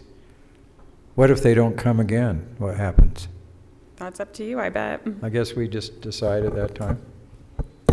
Okay. It won't be on the consent because you want to hear from them. Right. So, Do we have to do another public hearing in 2 weeks, Rob? No, we've already done the hearing. I will let them know as soon as I can, probably tonight, of the council's decision to continue. I'm sure they're watching. Again, urge them to attend in person. Okay. This next item is a repeat with some amendments from last year, which is always a fun thing we get to do with state law. As you'll remember, I'm sure, from 2025, the state created or mandated that cities adopt a process for reviewing new business uses in a business zone or in zones. And we've actually had a couple come in. We had the salon over at the dental office, and then I forgot the second one. Was it the currency? The currency one, yes, gold, silver, crypto down in the Ridgeview, where they didn't quite meet the existing uses, so they asked the council to be allowed to go in there, and the council reviewed a bunch of factors and then approved it. So this is an amendment from state law to this process, just clarifying that that decision you make of whether to allow the use in a zone is legislative, which is it is, and it should have been from the very beginning. So all this does is tweak the language in our code to say, when you approve these or deny these, it's a legislative decision. It gets approved or denied, or it gets appealed as a legislative decision, meaning it goes to district court, not to our appeal authority. And if you're going to approve it, you do it by ordinance, and you can make it either a permitted or a conditional use. So it'll actually be it's a shortcut to amending a zone just for uses, which is essentially how it's been functioning. This just makes it formally correct under how land use law works in Utah. So with that, I don't have much else to say. The Planning Commission heard this and unanimously recommended approval of it. And I've received no comments from the public on our public notice for this. So with that, our recommendation is to hold public hearing and then adopt it. Happy to answer any questions. Okay, thank you. We'll go ahead and open the public hearing. And we'll close the public hearing. And Councilmember Smith, questions or comments? I want to think a little more about this. Can Okay, you go to the sure. Yeah. Yep, Councilmember Courtney. I'd just like to thank the legislature for cleaning this up. And but for the fact that we are recording this, I would be doing a little happy dance. I would like to see that, please. I 100% support this. It just cleans up the language and makes it what it should have been all along, which is legislative. Councilmember Rice. Just move it on down the road, we're good. Okay. Councilwoman Rodella. All good. Councilmember Smith. Okay, I support making it more legislative because this has always been a concern of mine that the state legislature was taking away a lot of our land use authority. So I support this 100%. I just got a little distracted because we had a little discussion about why Dr. Fox isn't named Dr. Foe. And so I got, and I just got a little distracted, so I wanted to think a minute, okay. Understandable. So I'm gonna, when I talk to him, I'll say, hey, Dr. Foe. That is what we will all call him from now on, I think. I think we are then. I'll make a motion. Perfect. Ready I for move that the motion? city council adopt the ordinance amending the Highland City Development Code related to the process for approving new business uses. I will second it. That was a motion by Councilwoman Rice, a second by Councilmember Smith, and then we will start with Councilmember Courtney. Yes. We actually, oh, look at that. Oh. That's so much easier. Our crack IT team has solved the issue. Strong investigative skills there. I have already moved away from the V-voter on my tab, so I'll just Go ahead. vote yes. Okay. And that passes 5-0, and we are on to item 4D, which is Planning Commission requirements. I think this is my last one. I have a lot. This is also a new state law requirement. This SB 284 has required cities to adopt clearer procedures regarding the Planning Commission, specifically regarding removal of planning commissioners and when they need to recuse themselves and their training they're supposed to complete. This only applies to planning commissioners, not to city council members. So we have to have, it says you must have a process for removal, which we already had in our code, they can be removed by the mayor and if they request after a public hearing by the city council. That is consistent with state law. We now have to specify reasons why they can be removed, the causes for which someone can be removed. State law requires us to have at least 3, which are listed up on the screen. Using public funds for political purposes. I'm not sure our planning commission has access to public funds to use for political purposes, but that's a problem, I guess. Violating the Municipal Officers Ethics Act, which relates to conflicts of interest. It's those long disclosures you get to fill out annually. And then acting with intent to influence a land use decision or appeal that creates impermissible bias or an unacceptable risk of impermissible bias. This is what I spent most of my time talking to the Planning Commission about, just because I was essentially doing training on what impermissible bias is. This is a standard that comes from court cases, our Supreme Court in reviewing typically state agency decisions, where they're looking at essentially, did you have a neutral enough decision maker make an administrative decision? It relates only to administrative or quasi-judicial decisions. It's not legislative decisions. Again, legislative decisions, you have broad discretion. You can consider comments from the public, whether they support or oppose something. You can consider any fact or policy that you deem relevant. With administrative decisions, it's a little more limited. What they're looking for is whether there is a clear demonstration of partiality or a showing of direct pecuniary interest, and in either of those situations, the Planning Commission would be disqualified. So the first situation, the demonstration of partiality, that's not necessarily you like a project or oppose a project. It's more about you oppose a person related to a project. The example that the court used was there was an agency hearing on an employment disability, workplace injury and disability claim, and the judge throughout the hearing disparaged the employee and praised the employer consistently. That was the entire process, and it was egregious enough, the court said, there is no way that judge was impartial in rendering his decision, and said, you had impermissible bias, kick it back.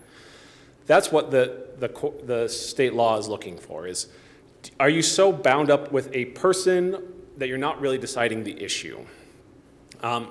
So the court also says a prior manifested prejudice or preconceived attitude could be impermissible bias, but it would have to be extreme. So the fact that a planning commission reviews an application and thinks, I think this is actually terrible, and it doesn't, staff is recommending denial, and I think staff's right. It should be denied because it doesn't meet X, Y, and Z code. That's not a problem in and of itself. The problem is if it's they've decided it and there is no way of shaking their mind. They talked to all the other planning commissioners, said, we are going to deny this next week. We're all on board, right? That's where we're getting into predetermining an issue. You're allowed to think about it, have a preconception of what you are, and again, not you, planning commissioners, how to act on it, but they cannot make the decision until after they've gone through this process. You've had staff present, you've had the applicant present, and then they make their final decision. So that's the thing that the primary change that state law was really focusing on was making sure planning commissioners do not have that impermissible bias in reviewing land use applications. I proposed 2 additional reasons for removal. One is if they fail to recuse from a discussion or vote, they have to recuse themselves now in certain situations. So if they fail to do that, that could be grounds for removal. And the other one, the only time I've ever seen even a discussion of removal is if they just are not showing up to planning commission meetings repeatedly. In that case, they probably have some life things going on. It makes complete sense. Doesn't mean anyone's a bad person, but maybe someone else should be on the planning commission. You got a handout a little bit earlier, and I threw it up on here as well. Councilmember Courtney suggested adding another one, which is failing to complete training after notice. So I will get to, talked about impermissible bias, recusal. So as you all know, state law generally doesn't require anyone to recuse themselves, even if they have a conflict of interest. You're supposed, theoretically, it's a crime if you act to benefit yourself at the expense of the public duty, but there's nothing in state law that says, thou shalt recuse. It now says that for planning commissioners, but we have to say when they shall recuse. What I have proposed is if they have a direct conflict of interest, so they have an ownership or a financial interest in the property or the land use applicant, they shouldn't be part of the decision. They can be on the opposite side, representing their own property, but not on that side of the dais. And then otherwise, that impermissible bias. And then finally, on training, those of you who've been on Planning Commission recently, there was a fairly recent change in state law that says planning commissioners have to complete 4 hours of training per year. 1 hour is completed by attending all the planning commission meetings, And there's one specific hour of training that they have to do before they act as a planning commissioner on general planning commission duties and what's administrative and legislative and kind of those different roles. We handle that training usually by, the Land Use Institute does 2 conferences a year. There's other groups, Planning Association, we try to send out webinars. We've had property rights ombudsman come here to Alpine and had commissioners attend. We do need to, as staff, do a little bit better about tracking their hours and keeping up with them. That's something I've not been doing as good of a job with, but I will do better. And in this code change, we just say, complete your training, is it. Is there anything in the budget that says that we pay for that training? Is there a budget for that? There is a budget for that. There's a small budget for continuing education, I believe it's what it's called, in the community development. So I sometimes use that. I split it between, there's also a fund for that in the attorney budget. So I split it for my CLEs, my continuing legal education requirements, and then a little bit from that. Generally, that's primarily used for commissioners to actually attend those trainings and register them for the various events. With that, I don't know why the font changed. Planning Commission held a hearing. They recommended approval as drafted with no changes. And I have received no additional comments, so we recommend adoption as well. Of course, the council can also specify, different reasons for recusal, removal, or remove the ones that I added, whatever you think is appropriate. You just can't remove those 3 reasons for removal required by state law. And with that, that ends my presentation. Perfect, thank you. Let's go ahead and open the public hearing. And we can close it. And let's start with Councilmember Courtney. Do you have any thoughts to add? Excuse me. Yeah, a couple of 3 questions or points, and then hit the one item for removal that I'd like to add. With regard to recusal, once we have specific requirements, and this is mostly a curiosity question because we're required to have the reasons, but once we have reasons for recusal, if somebody fails to recuse themselves, or worse yet, multiple members fail to recuse themselves for something that they did, or for an item that's under consideration, is there any recourse that anybody has? Is there any risk of voiding the decision, or? Yes, so risk, and not in the sense of liability. No one could sue the city to enforce this, and say, hey, I'm damaged because of this. What would likely happen is either the land use applicant, whoever's proposing it, or, say someone who's affected, a neighbor of whatever was being proposed, could appeal that and say that decision cannot be final. Now, if they're only making a recommendation, you really can't appeal that anyway. It'd be more of us, or not us, the mayor, with the advice of the council, saying that wasn't appropriate, you should have recused yourself, and maybe we'll find a different commissioner from that. If I understood correctly, when you were talking about removal, you said that the mayor can remove, or if they request, it can go to council. That's not my recollection or reading. Was that just a misstatement, or am I misreading things? Let me pull it up, make sure I'm stating it correctly myself.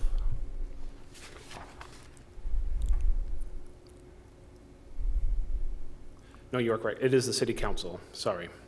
City council may remove any member of the planning commission for cause and after a public hearing if a hearing is requested by the member. Okay, I was thinking maybe there was some other place that I wasn't looking, because that happens sometimes. The third thing before the additional item for removal, it's sort of tangentially related, but Aaron, I am a little bit concerned that we are stealing money from continuing education for our attorney to pay for planning commissioners to receive training, and worried that that may be shorting, if I understood correctly what you had said, one concerned that that may be shorting continuing education for our attorney. So that isn't anything we necessarily need to address right now, but just As we're finalizing the budget document, I'll make sure that those are in the right categories. But just so you're aware, I get majority of all my CLEs done. I go to the Utah Municipal Attorneys Association. I pay $150 to participate in that organization. That covers the entire conference, which gives me 10 hours. And I go to the Land Use Institute conference once a year. That covers another 10 hours, and I only needed 12 to begin with. So I have very low CLE costs. So I have never run out of it. We have never hit the budget. And then I did distribute this to council members that one, just to highlight the importance of timely training, to establish clearly that if we have a member who just obstinately refuses to do training, that is a cause for removal. And three, to provide, I don't know that it's complete protection, but some protection against future councils wanting to just remove somebody because we discover on January 3rd that they're half an hour behind on their training for the previous year. The text that I would like to add as an additional item for cause for removal is failing to complete the required training on general powers and duties of the Planning Commission within 3 months of appointment to the Planning Commission, or failing to complete required annual training within 3 months of notification that completion is past due. So, and that's all I have, Madam Mayor. Hey, Councilmember Campbell. I just want to make sure I understand the hypocrisy of all this when it has to come to recusal. The Planning Commission has to recuse. And all they do is make a recommendation. We do not have to recuse. Is that correct? Correct. There's no requirement in state law to We're the recuse. ones that are actually making the decision that's legislative and has the impact, but the Planning Commission is just making recommendation, and we are really on them when it comes to recusal. I don't get it. But having said that, I wish we were required to recuse. We're not. And I can't change that. But I do support the fact that the Planning Commission is doing this. On Doug's recommendation, I like it as long as we're confident that the availability of that training is substantially timely, Yes. so that it can in fact be done within the 3 months. And if that's the case, then I support it. That'll be a priority staff makes. Councilmember Rice. So, Councilman Campbell, your credit. Prior to me becoming a councilwoman, where as council people, we have to answer to the public as elected officials. You did that, if you remember. So there's a little bit there. Yeah, I want I'm you. not quite sure what you're talking about. Well, when we take money, it can't be over $500 from a developer. Oh, yeah. Remember They that? put Okay, restrictions on that. yeah. I don't have a problem with this. I do like Councilman Courtney's item. So that's actually not in, when we make the motion, we have to add that in. Is that correct, Rob? Correct. Okay, all right. Nope, that's all. Councilwoman Rodella. I like it. I couldn't hear what you were saying, Liz, just because your speaker wasn't on, so I don't know if that was for us or for Ron. No, it was just complimenting Ron. Okay. I thought it was complimenting. Okay, so it just, okay. Just so Gotcha. you know. Yeah, I'm great with this, and I also like the reason where they can be removed by Councilmember Courtney as well, the amendment. While we are talking about the Planning Commission, I just don't know if our council knows that recently Claude Jones passed away, and he was on the council. And that was one instance in which he did have to resign because of health reasons, and so he just passed away a few weeks ago. So I just have 2 or 3 questions. Yep. So I basically really support what Doug's done here and think it needs to be added into the motion. But what do you mean by obstinate refusal? Is this someone that just says, I am not going to do that training, period? Is that what you mean? Yeah, and that's not actually included in the code that I'm planning, but that's what I mean. Somebody who But is in your just. reasoning, I just wondered what you meant no, by I'm not, often. because I can't come up with any other reason why someone would be attending meetings and not doing training, other than they're just absolutely refusing to do training. Okay. and I that's just what- can't come up with. That's what you're talking Yes, about. yep. So the other question I have is, so at the start of Mayor Osler's tenure, the Planning Commission at that time, and there were oft times there were only 4 people showing up to the Planning Commission. We had some discussions about that, and I attended a meeting too where there was hardly anybody there. Right now, our Planning Commission, I think, is excellent. It's really well attended, and which is super good. But you've defined or mentioned the fact that if a Planning Commissioner meets or misses so many meetings, then they're off the commission, but there's no definition about how many meetings they need to miss or how consecutively. Do we need to clarify that? I don't. We absolutely could. My thought was, I just said repeatedly because I didn't want to say, if you fail to show up for one meeting, you're off the commission. But if it essentially leaves some discretion to the council, especially based on the circumstances of it. If it's someone who's having health issues and maybe they just can't, it's talking with them and saying, should you be on the council or commission or not? So we can say 3 meetings is the trigger, or 2 meetings or something. I just left it a little more vague for the council to decide when it was appropriate. Like in a row, or just 3 in general? No definition. I just said repeatedly. But if I you like like more that. definition, that is something the council could specify. I think it would be good to have a little more precise definition, because who determines what's repeatedly? The Is it- council. Yeah, we do. Yes. And that's why I wanted to leave it a little more. I didn't want to prescribe to the council what you thought was appropriate for commissioners. It could be someone who missed 2 meetings in a row and hasn't attended, some other things. You could say, yeah, that's enough. We don't think they should be a planning commissioner. We should have someone else who's a little more available. Maybe we know they had a good reason for a couple of those. We'll give them another few months to figure it out and left it to you. But if you'd like to get more specific, I am totally fine with that. Would you like to get more specific with that? Well, I would, because repeatedly seems to be kind of vague, and I'm not sure who makes that decision. I would probably say if they miss 3 meetings in a row, and I would assume that the chairman of the Planning Commission would probably communicate with them. So we did have one commissioner who was very reliable a few years ago, but had a stroke, and really hated to give up his position, but could no longer function. But I don't think he ever missed a meeting before he had the stroke. So I think just having maybe a definition of what you mean by repeatedly would be helpful.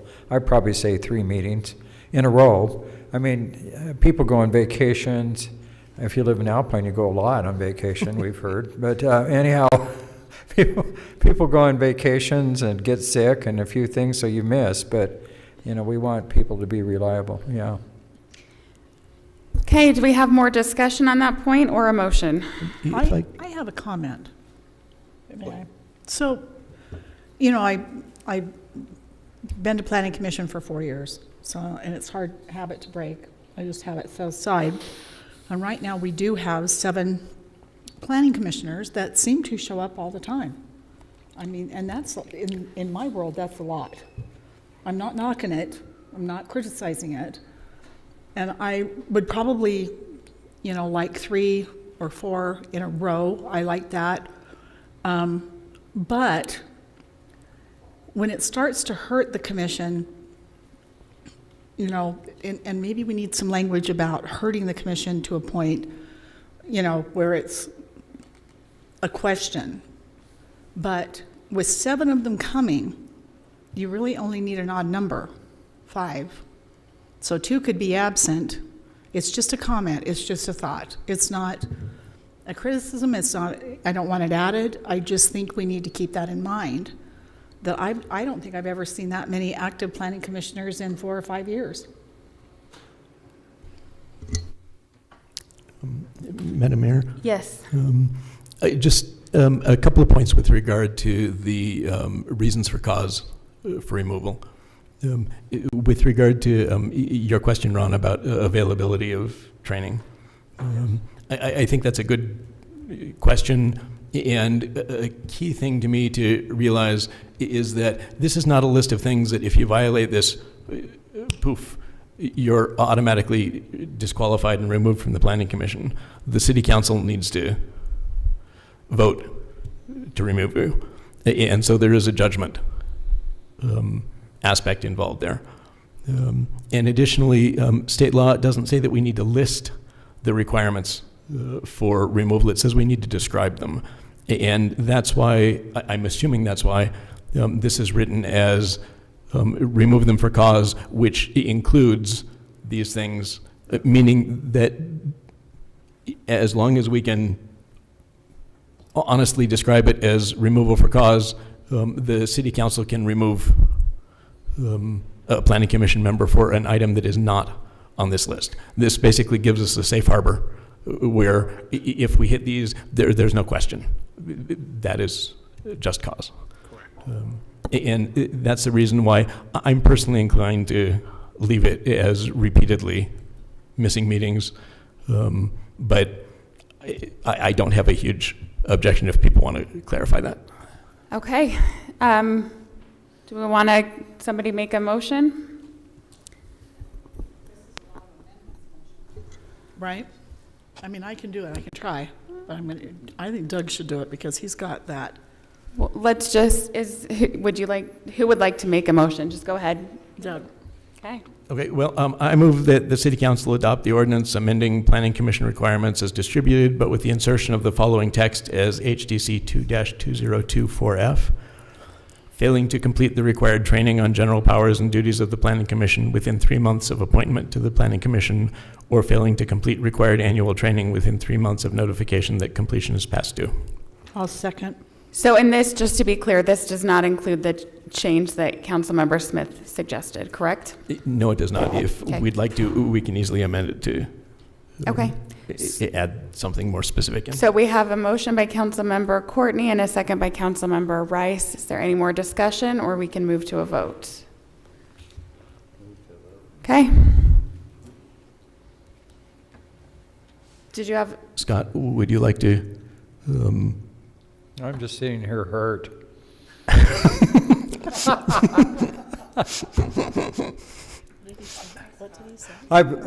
Would you like to propose something to? Make a motion that we clarify what it means to repeatedly miss meetings, the Planning Commission. And I would say that if you miss 3 consecutive meetings in a row without, a really good explanation, like you've been sick or out of town or whatever, that they should be approached by the Planning Commission chair and have a discussion. I just think it's good to have a definition what repeatedly means. So we have an amendment to the motion to I'll second add that. And we have so that was Councilmember Smith and then a second by Councilmember Campbell. So that is the amendment that we'll be voting on. So we probably need to do we need to do a voice vote since we had already started? We need to review the whole thing, please. The whole amendment. The whole amendment is moving for cause, including 3, removement for cause, including 3, missing 3 meetings. Councilmember Courtney, would you like to clarify? Yeah, what we're, my understanding is that what we're voting on at this point is whether or not to include in the motion that we change repeated absence, I don't have it right in front of me, so to 3 consecutive absences. Okay, so we had a motion and a second there, and we'll go ahead and start with Councilmember Campbell. Yes. Councilmember Rice? Yes. Councilmember Rodella? Yes. Dr. Smith? Yes. Councilmember Courtney? Yes. Okay, that passes 5-0, and we are on to our. Better, Scott? Yes, I feel better. So now we need to vote on the main Move to the main one. motion. We just agreed to add that, right? Yeah. Okay, so let's go ahead and vote on the main motion, and we already had the motion in the second. Which has been amended. Yeah, so let's start again with Councilmember Campbell. Yes. And Rice? Yes. Rodella? Yes. Smith? Yes. Courtney? Yes. We're good. Thank you, Rob. on to expedited. This is your big moment, Jeff. Yes? Thank you, Mayor and Council. So this item has been brought to you previously. I don't know if it was a discussion item or just the residents came in and we're discussing this. So we brought back some more information, some of the concept drawings that you've seen, and we brought back the numbers that needed to be discussed. So the cost of this project overall is $92,000. The monies that were raised by the residents in this neighborhood was $65,000. So the unfunded balance is $27,000. We have yet to receive a number back from the insurance company of the insurance payouts. We are waiting for that. So that is part of the motion as well, what that number would be. So is there any discussion or questions on this item? Let's see. Councilmember Campbell, do you have any questions? No, I think we discussed this really well, and I think this is very well worded here, so. I'm good to go. Councilwoman Rice, questions, comments? Councilmember Smith. I don't have any questions. I think when the citizens show great initiative and raised well over $60,000 towards this, that I think we should support them because it beautifies the city and improves an area that needed improvement. Perfect. Councilmember Courtney, anything? Somewhat to reiterate the point Scott made, that I really appreciate the work that the residents have done and both raising the money and working with staff on getting a good design in place. So I'm very much in favor of this. Councilwoman Rodella, comments about this one? Yep, I'm super in favor, and I think we need to reevaluate projects within our city. Because when it comes down to it, if something is not being maintained, why do the citizens need to fundraise and pay for it themselves if it's a city structure? That's something that I would like to look into the protocol of that. Okay. I'll make a motion. Perfect, thank you. I move that the Highland City Council approve moving an amount not to exceed $27,000 from the general fund to Parks Capital Outlay to fund a portion of the restoration improvements to the entry features for the Twin Bridges subdivision, with the understanding that any insurance settlement received for damage to the entry features be credited to the general fund. Second. Okay, a motion by Councilmember Smith, a second by Councilwoman Rice, and we have electronic voting back now? Perfect.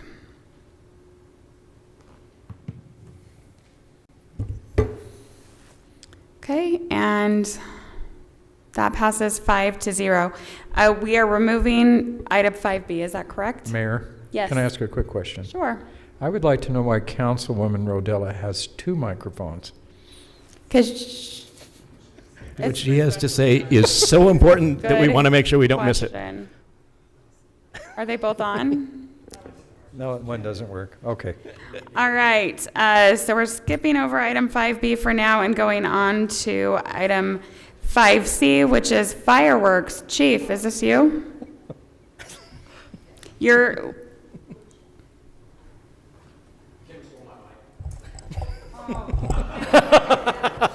I'm just kidding. I needed to stand up. I was just thinking that maybe if I could, maybe Briggs could teach me how to moonwalk. Maybe I could moonwalk back and forth from the table. So That'd if be you fun, want, if huh? you want to go ahead and do that with Councilmember Courtney's dance, it's going to be an exciting last part of the meeting. Oh, it's not going to happen today. It'll take a while. Okay. You know what, it's gotta happen. If you want any fire restrictions. I don't want any. I love fires. So. Job security. Yeah. Firefighter. Mayor, I told you we didn't want him to present this one. I love it. So essentially, this is the same firework map that we've had the last couple of years. The only addition to it is that we added the private properties of the schools and the churches and just put on the map that they are private and they need to have written approval to shoot fireworks, which I highly doubt that they will The get. city office building for...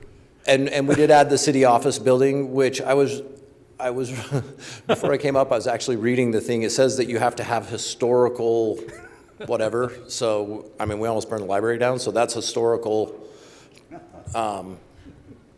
damage or. So we would be at a able to get an historical threat. exception for city fireworks? Can we get a, Yeah, like for the fling like, fireworks? can we shoot the fireworks from the city property on the fling? Yeah. I think that's up to you guys, but I would assume so.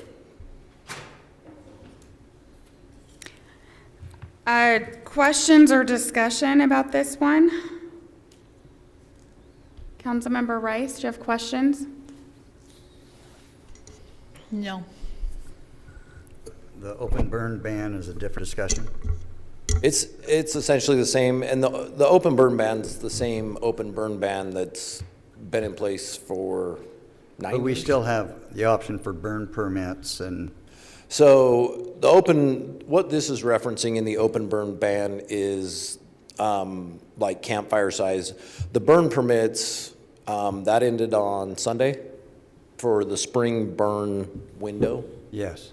And we will maybe have a fall burn window, but no, those are two. The open burn ban that we're talking about is having a fire pit. It can only be 3 feet wide by 3 feet.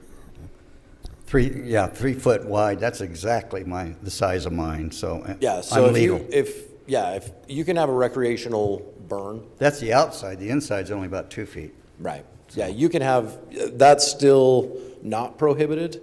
Depending on how this summer goes. Yeah. I think that we may see all open fire outside of cooking fires. Yeah, I trust your Get judgment banned. on that, trust So me. So typically when those types of bans come, we can't actually ban like fireworks citywide. The county or the state has the ability to do that. And typically the county's pretty on top of saying we don't want any open fires. And I think if there was ever a year, unless things change, I think we're gonna get there.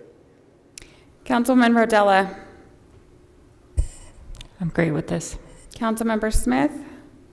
I support this. It saved me a lot of money because I'm in one of these restricted zones. But I guess the question I do have is how do you enforce these? And this may be a question not only to you but to the police chief because, you know, at these holidays and that, the city lights up. So do we have people patrolling saying, hey, you know, I mean, how do you do that? Because I know in my street, we can't have fireworks basically, but there's still people that do it.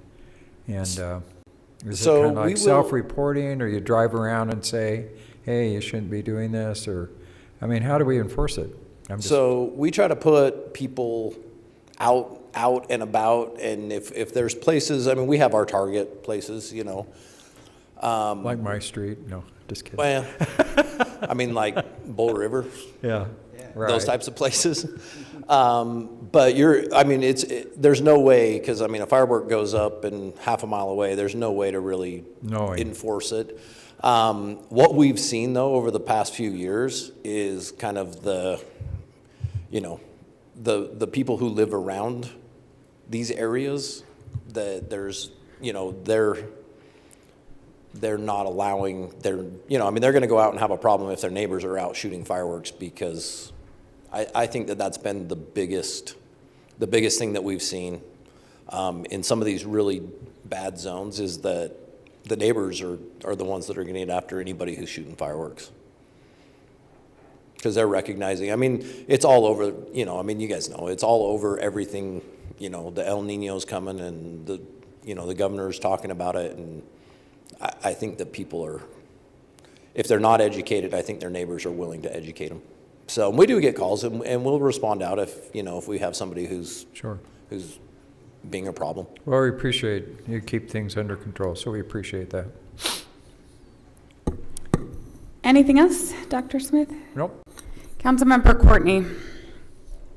Just one quick observation that, and I don't know who, this is Jay maybe, that it looks like we need to maybe just check and make sure our GIS is correct, that there's an area here where we're showing the city boundary in one place and the fire prohibition further to the, and I think that the city boundary should actually move to where the fire prohibition is, because I think that's the middle of that lake. So just as a going forward thing. Okay, I think we're ready for a motion on that one. Council approve. I thought I had. I move that the city council approve resolution restricting fireworks and open fires in Highland City. I'll second it. That was a motion by Councilmember Rice, a second by Councilmember Smith, and we have electronic voting, I believe.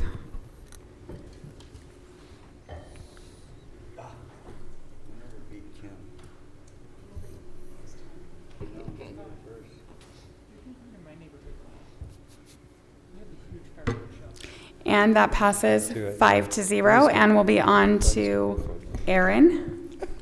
Are we ready to talk about the budget some more? Let's do it. Yay! All right. Okay, we are making our way down the big long list of where we are at and all of the required things and all of the non-required things, right? I hope the public appreciates council knows all the work that goes into the budget, and I hope the public appreciates all the work that goes into the budget and all of the opportunities they have to hopefully participate. And we still have yet more to come. So just a reminder, the next thing that we will be doing, so tonight is just a feedback session for you to get a preview of what's changed since the last time you saw it and give me your feedback. And then next meeting, June 16th, you will be voting on the interim budget as well as a number of other budget-related things. So it's really going to be a heavy budget meeting, plus maybe a little bit of Highland Maine snuck in at the end, if that's okay, because I feel like that's okay. This is on the 16th? Yes. Okay.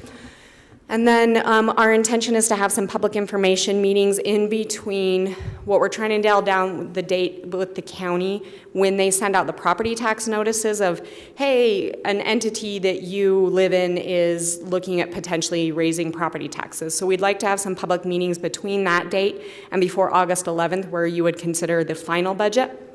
This schedule assumes that we are continuing forward with a potential truth in taxation public hearing related to increasing the library tax. But this is the schedule and where we're at in it, as a reminder to everyone. Okay, so I'm gonna try to get through like some chunks, and then I'll take a minute to check in with each of you and or I should say turn the time back over to the mayor to have her facilitate that conversation. But so what's changed since you last saw this? So you approved the tentative budget in May. Since then, we've finalized where we think the cemetery is. There's still some work to be done, hence the email that went out this afternoon to you to bump that. But we finalized that we can do a payback to the general fund next fiscal year of the cemetery fund for almost $50,000. Lone Peak budget tweaked slightly in between in the last month or so, and so it increases our payment to Lone Peak by about $5,800. The pay plan is finally done.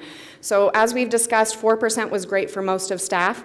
There is an extra 0.5% in there that is distributed based on the market study itself. So as we've discussed, most staff, a high majority would be receiving a 4% market adjustment. A remaining half would be spread amongst other staff members who, based on the market adjustment, needed more than that. Aaron, can I ask you a question? Please. Again, this is a term that's kind of imprecise, some. Yes. Do you have a ballpark figure about how many? About 2/3 are getting 4% and about 1/3 would be getting an extra a little bit. Okay. And 1/3 of the staff is how many people? Approximately. You don't have to take exactly, but. It's 15 to 20. We're running just a little over 50, aren't we? So that would include our part-timers, and I'm trying to think in my mind, yes, this would include part-timers. So I would say, oh, good heavens, somebody help me with some math. So around 35 are a four, and about 15. Including your part-timers that work in the summer. Okay. Roughly. Very good, that's helpful. We should ask the finance director the math questions. But how many of those, the part-timers don't go to URS? We have to contribute 7.5% to URS in lieu of Social Security, but they aren't fully benefited like our full-timers are. There have been some new hires since, well, it was really since the pay plan started to then, and so there's some slight wage adjustments there that were very minor.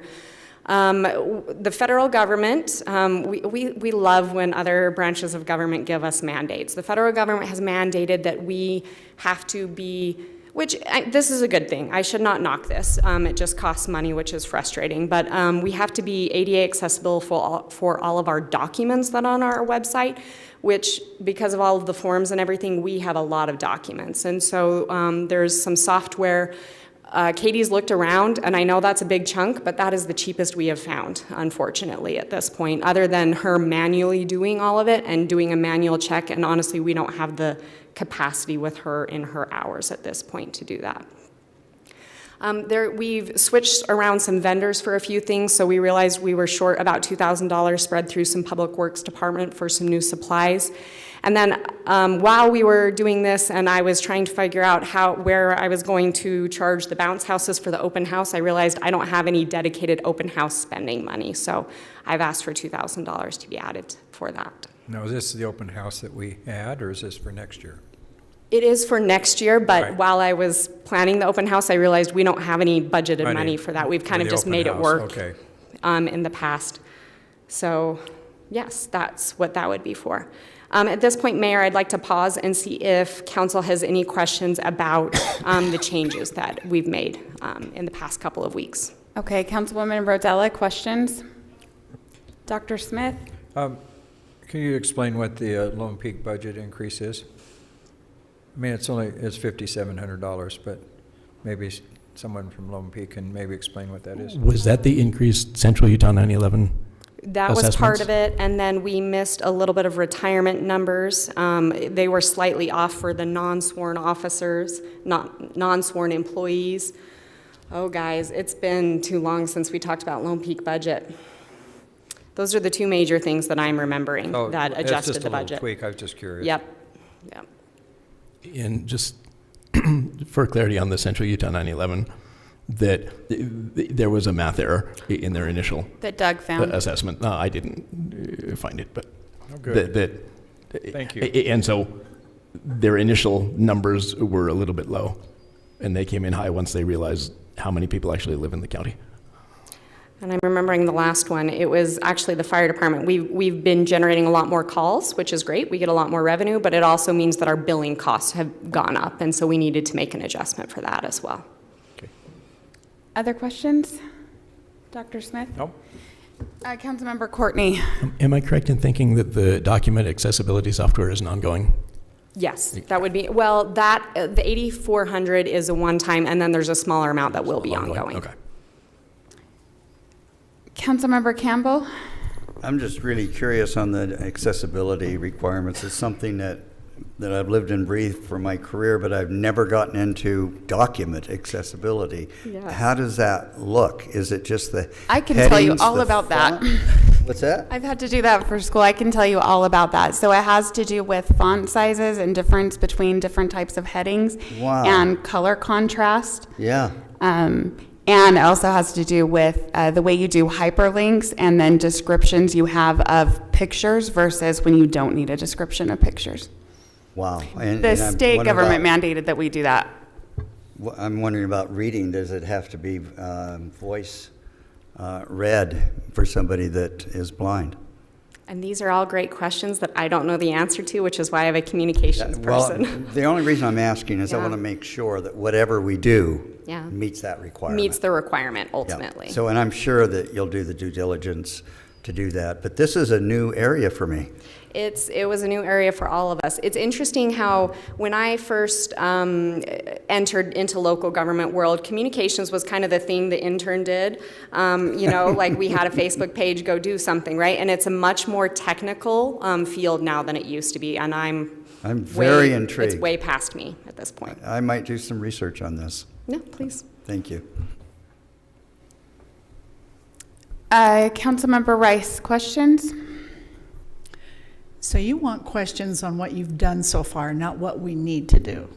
The changes that we've made since you last have Okay. seen the budget until now. Because if you remember, we talked about, you'd just like me to add that in on the. Yes, but if you give me 1 minute, we'll get to You'll the get to that. appropriate place for Okay. that. Yeah. No questions. Okay. Okay, moving on. All right. I wanted to give you an update on some things that we had talked about and let you know where those stood. So on the IT fund, we feel like we're okay at this point.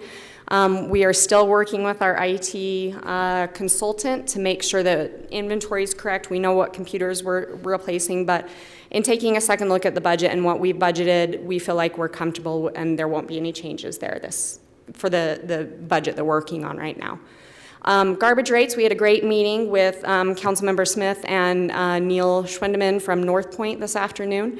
Do you want to summarize that? Yeah, well, yesterday, if you remember, last council meeting, we had met as a governing board down there, and there was a move to increase the tipping fees, and that's what the cities pay for the MSW. That's the garbage that's hauled down there by our waste management.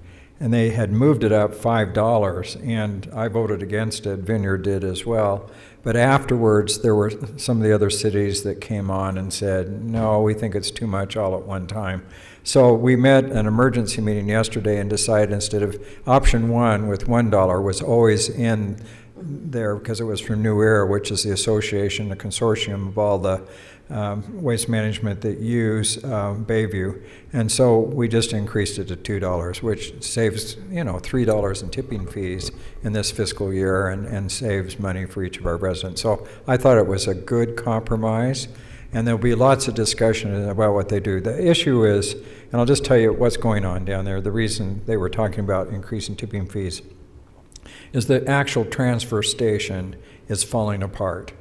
I mean, if you've been down there, it's really needs a lot of rebuilding and stuff. And so they're in the process of trying to get a bond to do that. Zions has been down there, and they said, look, you've got to be able to prove. Now, North Point, fortunately, has a lot of property north of the transfer station that there's in discussion because the Vineyard Connector is going to go through there. In fact, Andy Spencer was there representing UDOT, as well as some commercial development. So we're going to try to use those funds and then keep the tipping fees lower. So that keeps the garbage rates lower for our citizens. So that's the bottom line. Okay. Huge shout out to Councilmember Smith. He led out on this absolutely and saved us a bunch of money. So much appreciated. Thank you. I do love when the little cities win, so it's great. All right. I'd say, okay, so next is potential changes to come, and this is where I want your guys' feedback. I have one particular question for you and then open to any other changes that you are seeking to make. So I was reminded based on an invoice that came in Monday that we entered into an interlocal agreement to pay $2,100 to Utah County per year to aid in homeless services. That had gotten dropped out of the budget just because of timing of invoices, and so my intention is to add that back into the budget we have it for fiscal year 26, but to make sure it's included for 27. We are, again, taking a final look at the budget. Along the way, through the library and everything that was happening, one of the ideas at the time was, what if we hired some essentially just delivery drivers to help with TLC to try to keep costs down?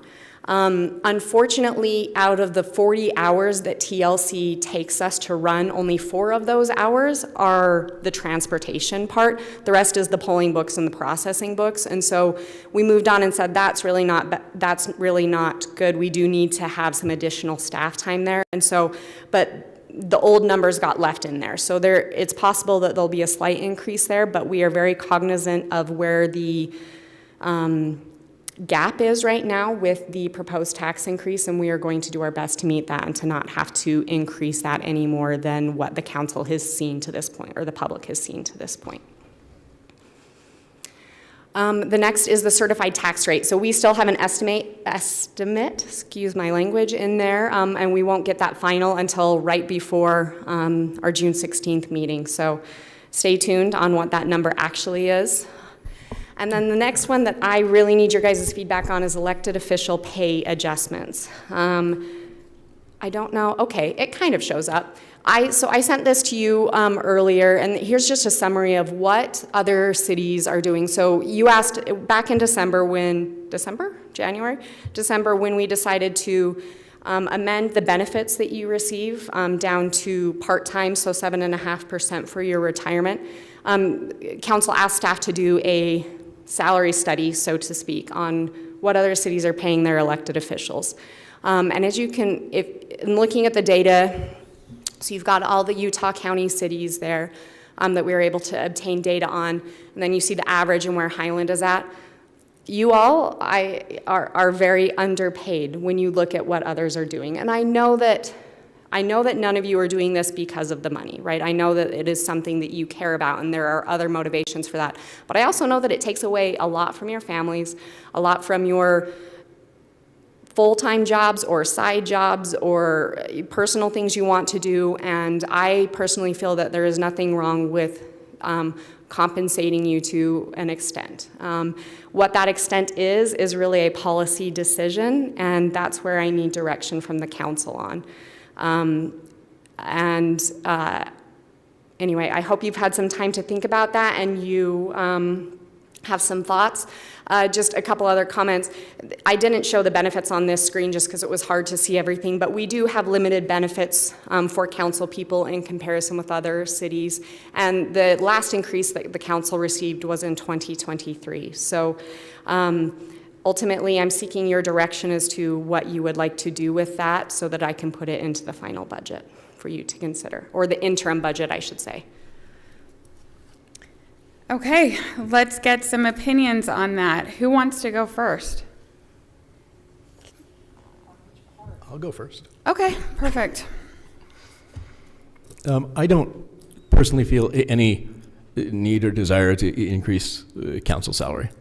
I think that we've had contested elections for council for years and years. I don't see that we're having a problem with not getting candidates because people aren't being paid. That I am a little more concerned on the mayor's side, and would be open to discussing that, regardless of what. Excuse me. If we do decide to increase council salary, I very strongly believe that it should not take effect until after the next election. That if you don't have it take effect until after the next election, it gives residents a chance to be upset about that and elect people who are going to change that decision.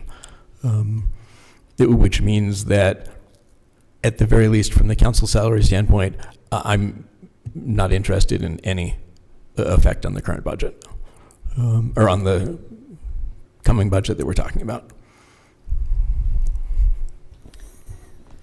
Councilmember Campbell. Actually, exactly what Doug just said. I agree on all 3 points. One, no change, but if we do change, it's not effective until 2028. Then I do believe that if there's any change that's needed, it's in the mayor's salary. Just looking at Alpine is double what the council makes. American Fork is almost triple. There's some that are closer, but I mean, Heber is double.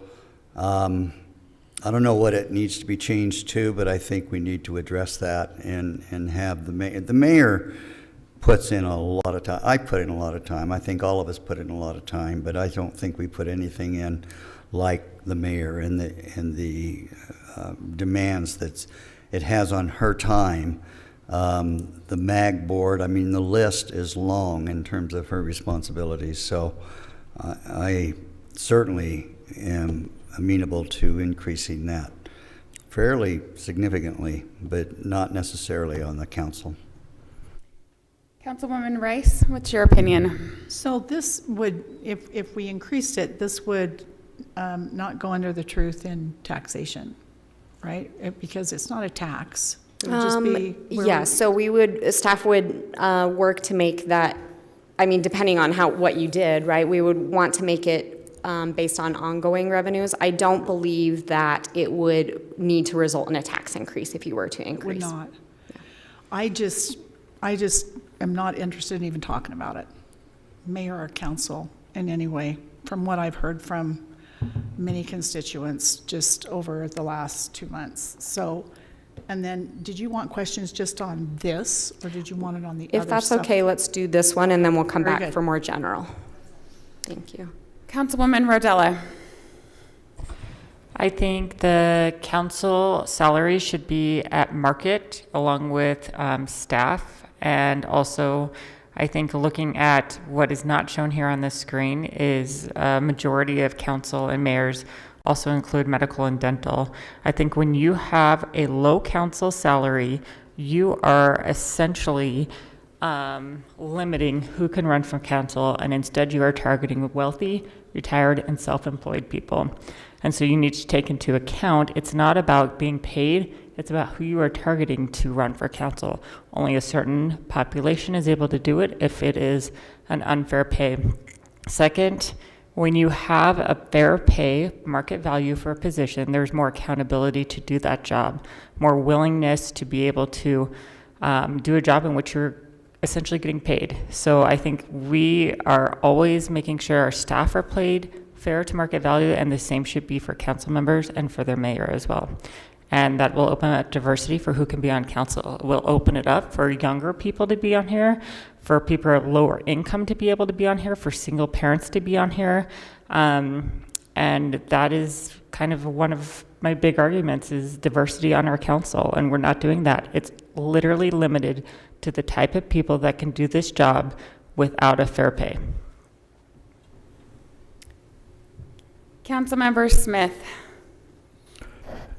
Let me just talk a little bit about the history. So the council up to 2010 was actually paid more.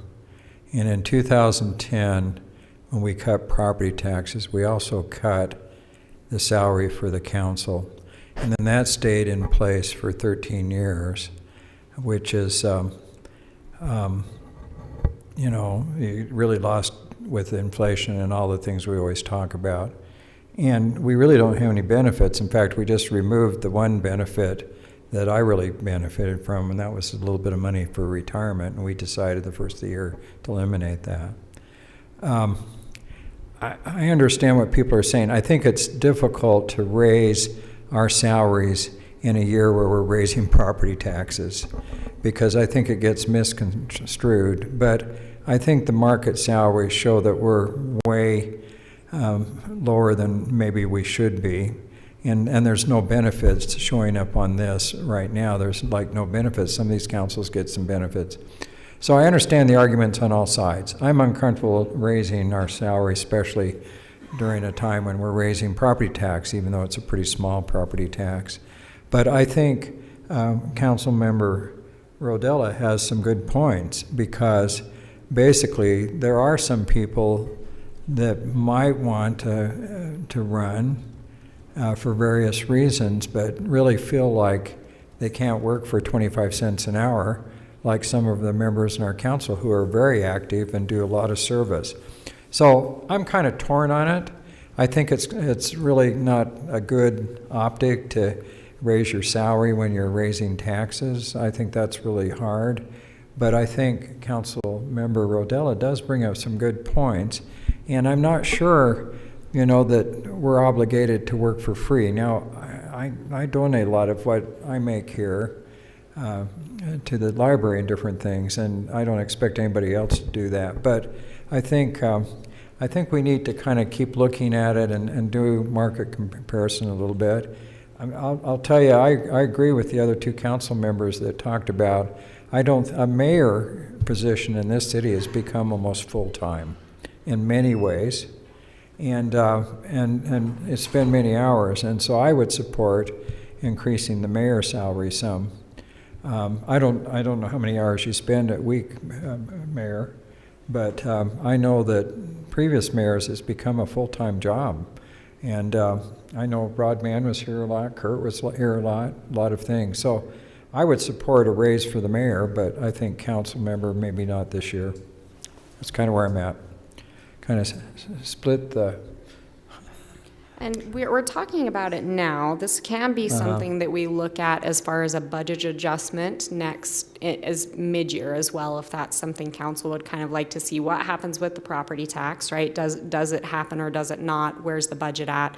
We don't have to do it in July. I mean, that's historically when we have, but if we would like to do it, if council would like to consider it a different time of the year, they always can. Right. I don't know if that would change anything. But Kim's And I know this is comment- I should say, I know this is incredibly awkward and hard for you all to sit here and make, well, maybe it is for some of you to sit here and make votes or discussions about your own salary. Kim's comment has caused me to reconsider my own position on it. I'm always interested in hearing everybody's perspective, and that perspective is a really solid perspective. So I am more inclined to look at both the mayor, but certainly the mayor for sure, but also the council. Aaron, what kind of direction do you need tonight? Do you need specific amounts? What exactly do you need so we make sure you get what? I need specific amounts by next week, early, like, could I say Monday, maybe even of So next this is our week? last meeting. This is your to last discuss. meeting before, unless, I mean, you can always make changes in the meeting on June 16th, but I can't give, like, if you tell me we want a 5% raise, I can't immediately tell you what that means for everything. Well, isn't there a report of a market I mean, you do the market analysis of what it is for staff. Can you just do the same for council? What is our market value? Well, this is ultimately it. In front of you is what we did with that. That is the market study for council And that excluded mayor the and council. full-time That mayors. excludes, Yes, so the average Took there that eliminates the handful of cities who have full-time mayors and pay them as such, so Sandy, Eagle Mountain, Provo? Well, there's only 3 then. that have- Yes, the rest are, they are given the designation of part-time mayors. And I do have another comment, if I could. Sure. Please. So, you know, when I decided to get involved in 2008 in city government, and, you know, Kim does bring up some good points. I will hand that to her. However, I figure I make about 35 cents an hour, which is fine because this is service. And I have reached a point in my life, and I don't want to discourage anybody that's watching out there, that if they're retired, that they shouldn't come and do this. I do have the time. I want to have the time. And tomorrow I have 4 appointments with 4 different groups of people. There's only one. I don't mind that. And I don't want them to think that, you know, we're disparaging retired people or people that have the time later in life, because when I was raising my kids as a single mom, I didn't have time. So, you know, I can see maybe raising the mayors, but this is service to me. That's what I do. That's what I want to do. So I just want to make that really clear to people who are watching that, you know, all walks of life are invited to run. If you raise that, then you need to make sure that you have the money to run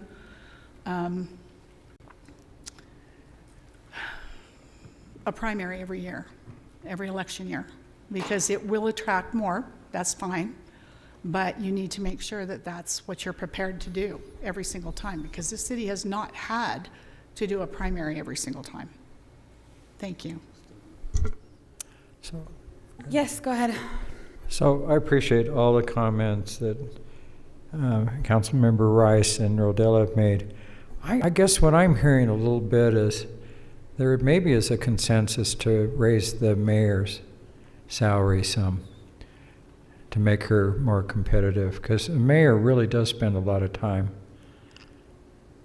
and has a lot of kind of administrative meetings that many other people don't have to worry about. So I don't know what other people think, but I would adjust her salary up. Councilmember Rodella, I'm finally processing, I think, what you mean. You meant trying to piggyback off what Councilmember Smith said, so a market study. So, you know, the percent increase, right? So in looking at this, the council needs 100% increase, and the mayor needs more than 100% increase, basically. So it's just, that's a big number, I understand, which is why I'm looking for you to make the hard decision, council, with all of your 35-cent an hour work that you do. Double, 100% is double. Yes. If you were to, the goal were to get to average, you would need to at least double what each position is currently making. So let's just start with Councilwoman Rodella and tell us what you're thinking as far as a number or a percentage, whatever you want to look at it as. My number is do exactly what you do with the staff employees. Council are employees, and they need to be at market average value. I mean, that's a big jump, but at the same time, their salary hasn't been raised in how many years, and it was decreased. I am for having a diverse city council, and you exclude people by not having this position at market value. You exclude people from wanting to treat this as a job instead of a service. This is a job, and when somebody is paid fair value, they're more willing to be able to put forth the effort to do a good job at that. That's exactly what it is. So you treat staff how we want to be treated. Residents should treat their council how they should be treated at fair market value. I'm not saying we should raise it right now. I mean, I am fine with not having it raised during my tenureship, but I am thinking about our next election, and I want something in place in order to be able to reach out to those who are younger couples, who are a single person, who is somebody that maybe has a small business, somebody that can diversify our council, and right now where it's at, it's a lot harder to do that. Councilmember Smith. I agree with a lot that she's saying. I was just looking at like comparable cities. Cedar Hills is half the size of Highland, and they pay their mayor like $18,000, and that's a part-time mayor, right? And the council's up at 10. Again, I have just a hard time as a council member to raise my salary when we're raising taxes, but I really think the mayor needs to be more competitive with like Cedar Hills and Linden and you know, these other cities that are, I think Linden's, how big is Linden now? I think they're about the size of, maybe a little bigger than Highland. I think they're around us. They're a very different city just because of their commercial base, but I think they have a big population-wise. commercial base. Yeah. But again, I would support raising the mayor's salary up to something more compatible with the other small cities. Council right now, I would probably wait till later, but that's just my opinion. So I have one comment to add to what Councilwoman, I guess, Rodella and Rice said. So I agree with Councilwoman Rice that it is a service that we provide, but I also agree that to get people who are able to do that service, they need to be compensated. So I know when I ran for council, it was a real struggle because I was teaching in the evenings as well, and that's what I had to do to get by. So had I not had to do that, if I had been paid more as a council member, I might have not had to have that second job in the evenings also. Councilmember Courtney, what do you think?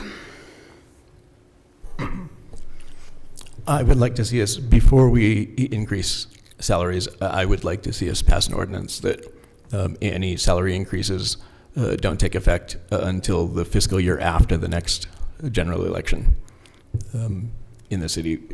And as a result of that, I would prefer not to see any increases in the fiscal year budget that we're looking at right now.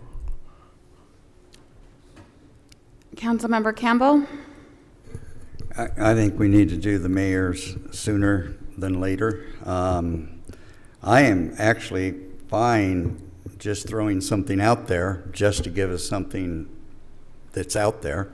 If we just go with the Cedar Hills amounts, 18,732, they're half the size, but it's a step. I don't believe we can go.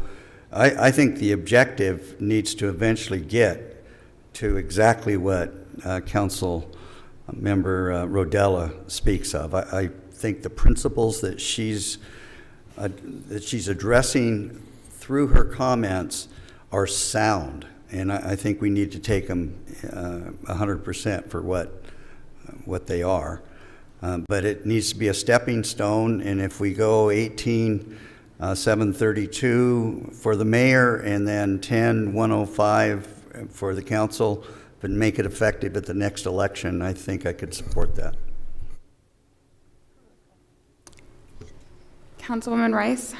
So Doug, you're saying, when you said general election first, and then you said city. So general election is actually a presidential election.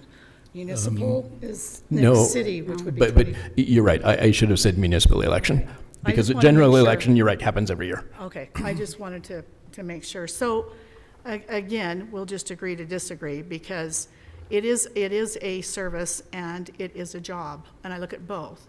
Just like teaching was a service, and yet it was a job that I got paid for. Not enough, because nobody could pay me what I was worth or the 12 hours a day that I put in teaching. It's much like serving on a city council. Nobody can pay you what you're worth. And that needs to be really made super clear. I would approve the mayor's, but only if there's no tax increase. And I'm not sure if anybody really understands what a hungry bear URS can be. But when you start, even though we're not actually a full URS, and I understand that, it's a hungry dragon. And the more we have to pay that, you're going to have to increase taxes. So, would it be nice to get more money? Yeah, it would. But I don't want a tax increase, and I fought tax increase, for the last 4 months. So I just think that we need to be very careful how much that's going to increase our payments to URS, and be, yeah, the mayor probably does deserve it. I deserve it. Ron deserves it. Everybody deserves it. The question is, where are we at? We are not American Fork. We're certainly not Provo. Is it a full-time job? I consider it a full-time job. At first, I'll just tell you, at first I was kind of, I'll scratch that comment, but I will just tell you that I'm grateful that you're closed on Friday, because my amount of calls go, from like 20 a day down to maybe 3 or 4. So it's Fridays off for me. That's all. Thanks. So it seems as if you have not a lot of direction. I feel like I might have consensus to raise the mayor's salary to 18,000, pick a number, 18,000, 20,000, 18,732 right now, so long as it doesn't do a tax increase. I think I have 3 people who told me that. You have one. Okay. Can I just add something? Honestly, is 18 a magic number, or can we hit 15? What I'd like to see is a chart that says, okay, if we give her this much, 15, what is that going to do to our URS? And that's something that I could provide to you even in just a little bit if you want to, and then we could closed? Am I asking too hard? It might be too hard.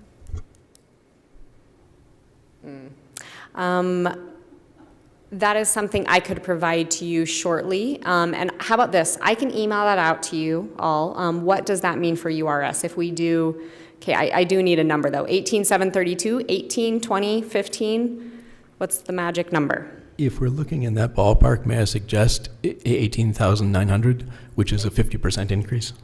Oh, there you go. So that's not just a number that we it's a real drew out of a hat? 18,900. Without increasing And so taxes. I will follow up with council with an email that says, if the mayor's salary was increased to 18,900, here's what the additional URS contribution would be for that. If you can all reply back to me by Sunday, so that on Monday, when we're putting together the packet for next week, or for the 16th, that I have direction, that would be great. Can I ask a quick question? Please. I'm confused because I thought we eliminated our URS.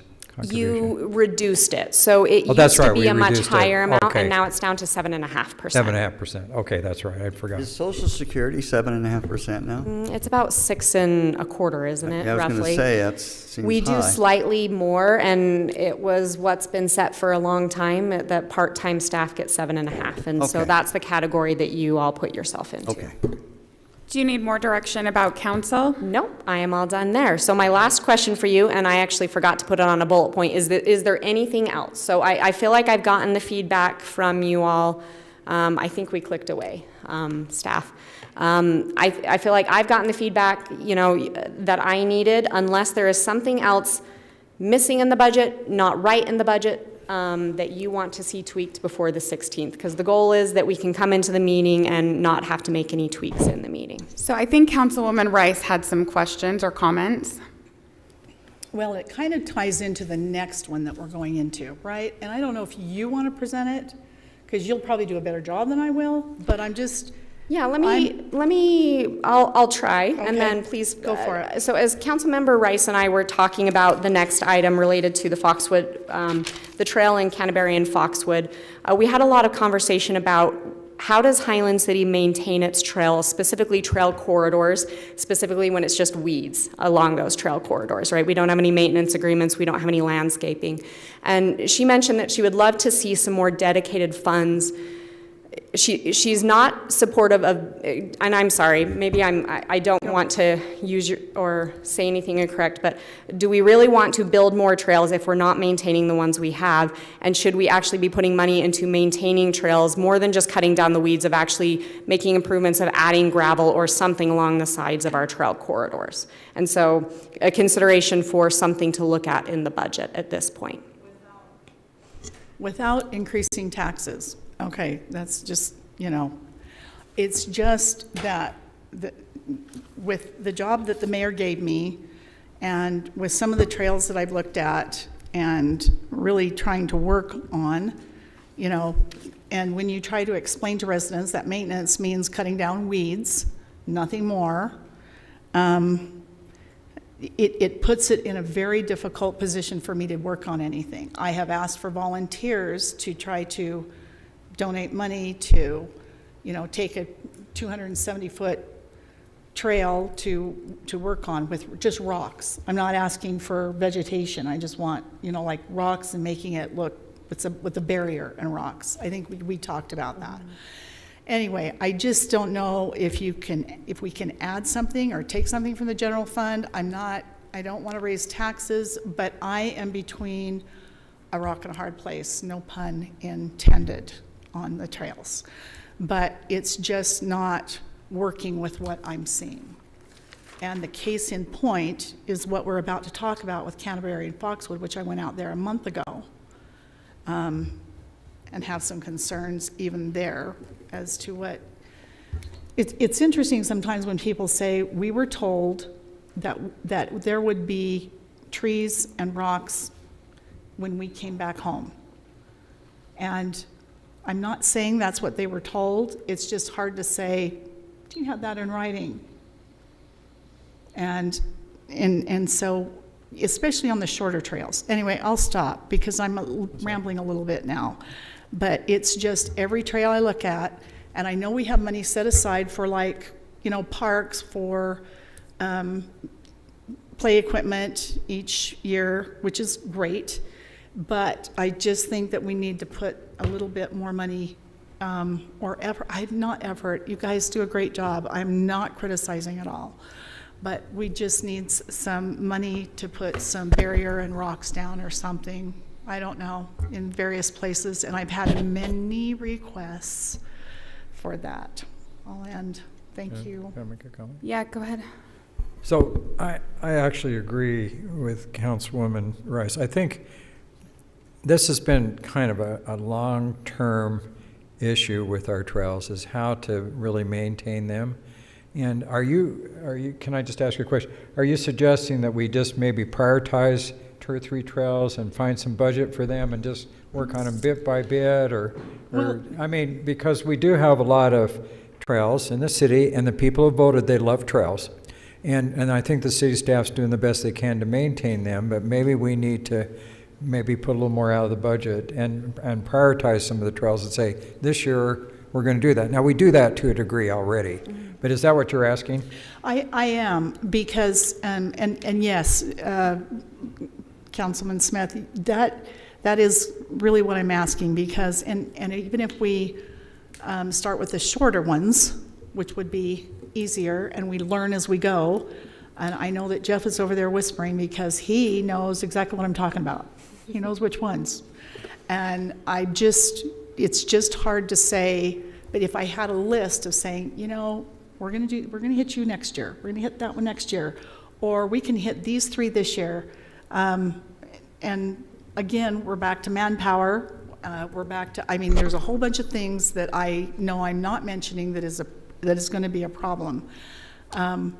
I kept thinking that the park tax was mixed in with something else. Aaron and I had this conversation, and I hate to say this because I'll get calls afterward, and I will, but I think it was a bit of a mistake to take that when that could have gone for some of these trails. So the answer is we need something. I need help, which I am asking for. Thank you. Erin, was this listed on our budget priority list at our retreat? It wasn't something that was considered at the time, Mayor, no. And that was prior to my assignment as well, Mayor Bills. Anybody else have comments about that? Yeah, in general, I'm very supportive of setting aside an appropriate amount for maintenance. That one of the things I very much liked when the family park opened was that we increased the maintenance as a going forward thing.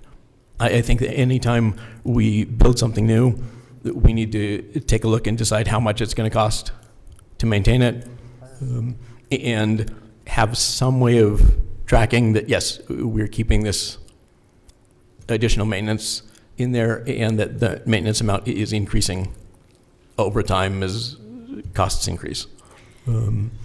I certainly open to recognizing that we haven't always done that in the past, and so we need to kick in some, perhaps in this fiscal year, we look at it as one-time money, look at it as a pilot program for some work with, for allowing some funding for trail projects. Would this be something that anybody would be amenable to looking at with the mid-year budget adjustments, just because it's hard for them to throw in a major item right now? Or is that not of interest? Mid-year. I'm sorry? Mid-year. Mid-year? Yep. So would that free up funds now to do things this summer? No, I think it would have to wait. It would have to wait until spring of 2027 then. I will really. take anything I can get, frankly, because I personally think it's in trouble. Yeah, and if just put it on your minds, I mean, honestly, I love the trails too. I use them, I love them, but I'm not for building another one when we are struggling with what we're doing. So let's get this item decided about what we're doing with the budget, and then we can move on to that item 7A that was requested we put on the agenda. So we have Councilwoman Rice would like to do something now. I heard Councilmember Campbell say he was good waiting until a mid-year. Councilwoman Rodella. Mid-year. And Dr. Smith. So is mid-year in January? Yes, we normally make those adjustments in January, so that really for this it would be in the spring of 2027. Would you be able to get anybody to do works on trails now anyway, or are they all scheduled out for the? Bills, I would like to correct you. I will take anything I can get, whether it's now or January. No, I understand. I'm asking if there's anybody who can do, because usually you have to get the contractors to work on the trails. I'm just interested to know if you can get anybody to work on them this summer? We already approved our trail maintenance project, I want to say in the last month. Is that sounding right, Gretchen? And so that part is done. Honestly, I don't know what this looks like, right? I understand your goal, Councilmember Rice, and what I've heard other council members articulate. I haven't taken the time yet to talk to Josh about this to see like what would actually be helpful. To Councilmember Courtney's point, what does that pilot look like? To know what kind of a contractor I'm even looking to hire. Is this a landscaper, right? Or can we internally do it?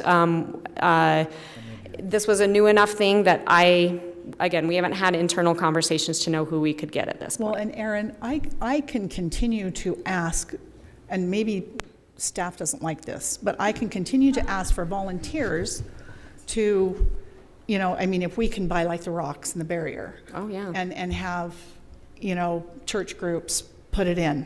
So it becomes their trail, and we end up putting up a sign, trail maintained by Highland First Ward. Yeah, there used Like to be they do. an adopted Yeah, trail something, program. and that's what I'm aiming for, but so far, I think that's a good suggestion. I do too. The Day family at one point was very interested in helping with something of that. Oh, I forgot about that. Abe Day and his son. And they did some trails, but you see that in other places, this area maintained by, you know, it wouldn't have to be a long area, but I think we ought to encourage that. Absolutely. And I would lean towards a mid-year adjustment, but I do think, I'm totally in agreement that we need to do something, and because we've kind of kicked it down the road for years, maybe I'd like to see us prioritize certain areas and say, hey, we're working on these trails this year. And make them really good, because if people want the trails, we just need to find a way to better improve them and maintain them. So, Councilmember Courtney, you haven't weighed in yet. I'm generally disinclined to plan on doing a mid-year You never, yeah. adjustment, because when we're putting together a budget, if we know we're going to spend money the second half of the year, well, let's just put it in the budget now. And Here, here. Because if we wait until mid-year, what we're saying is we're going to have stuff that we're just going to take out of fund balance. Fund balance.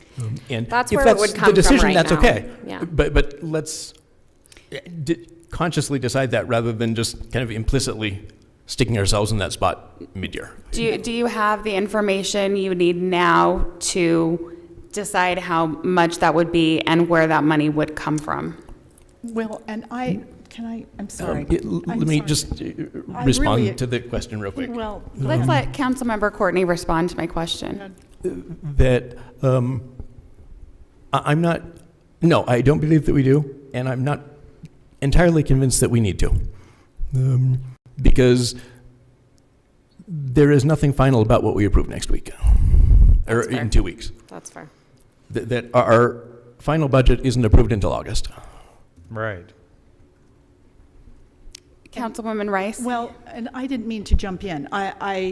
It was kind of to answer your question. I understand that you wanted Doug to do that, but what if we took that little 270-foot just as an experiment to see what we could do, volunteers I could get in that area. I don't know what money we could come up with for rocks and barrier. That's what I'm asking for. And help provide manpower for the staff. If Jeff or Josh even wants that, I don't know if they want the help. Sometimes, I don't know. But that's kind of what I'm asking for, if we could just do a trial basis. And I'm not asking for a whole chunk of change.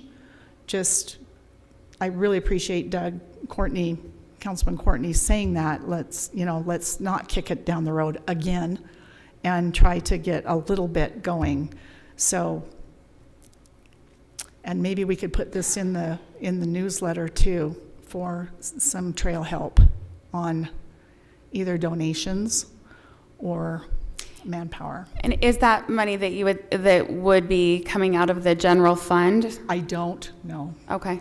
I have no That's fair. idea. Wherever you And guys. we don't have an amount yet, right? No, I Okay. mean, like I said, I'm Sure. willing to take whatever I can get from you guys. Okay. So let's do this. Let's start with Councilwoman Rodella. Are you interested in doing something now, a mid-year, or nothing? I'm interested in doing mid-year. I feel like our budget process is pretty tight right now. So this is something that I think would be better for mid-year. Councilmember Smith? I'm kind of leaning towards mid-year so that you can be prepared next year, but I agree with Councilwoman Rice. If you can find some funds for a small trial area that we could try this summer, I think it'd be great. But I think you need just to have facts and figures. That'd be helpful. Aaron, I would be willing to donate the rest of the funds that I have, my discretionary funds, for Liz and the trial project that she wants, if that would be helpful.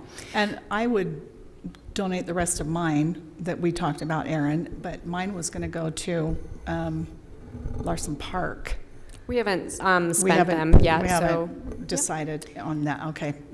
So this is funds for 2027, right? The new ones we have. I haven't spent mine from this year I yet. think it's 2026 that we're talking about right now.